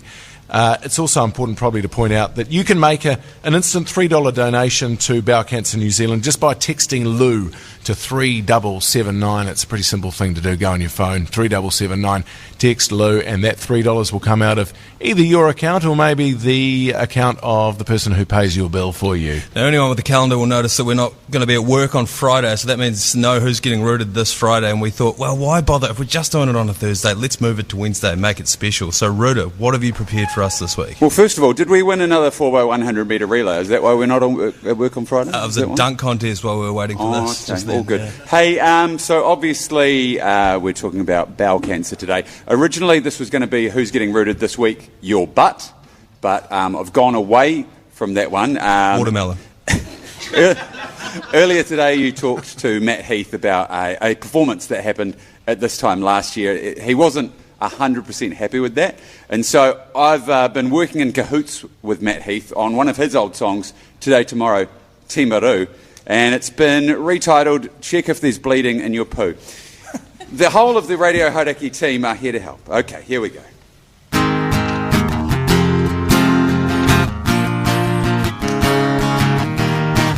Hard to talk about what's smelly and brown. You got severe abdominal pain. Is it intermittent? Is your bowel unhappy? Yeah. Get checked right away. Got anemia, no obvious source. Rectal bleeding out of your butt. Maybe tomorrow get checked out, but you might need to right now. Check if there's bleeding in your poo. That's the thing to do. An inconsistent number 2. That's the thing to do. Pick up a mass, pick up a lump, pick up some changes in your stool. Say goodbye to some kgs too tight each day, and you don't know why. Check if there's bleeding in your poo. That's the thing to do. An inconsistent number 2. That's the thing to do. Rectal bleeding, abdominal pain, changes to bowel motions, lumps and masses, anemia, tiredness, unusual weight loss, no obvious explanation. Here we go. Check if there's bleeding in your poo. That's the thing to do. An inconsistent number 2. That's the thing to do. Check if there's bleeding in your poo. That's the thing to do. An inconsistent number 2. Because of Dai Henwood.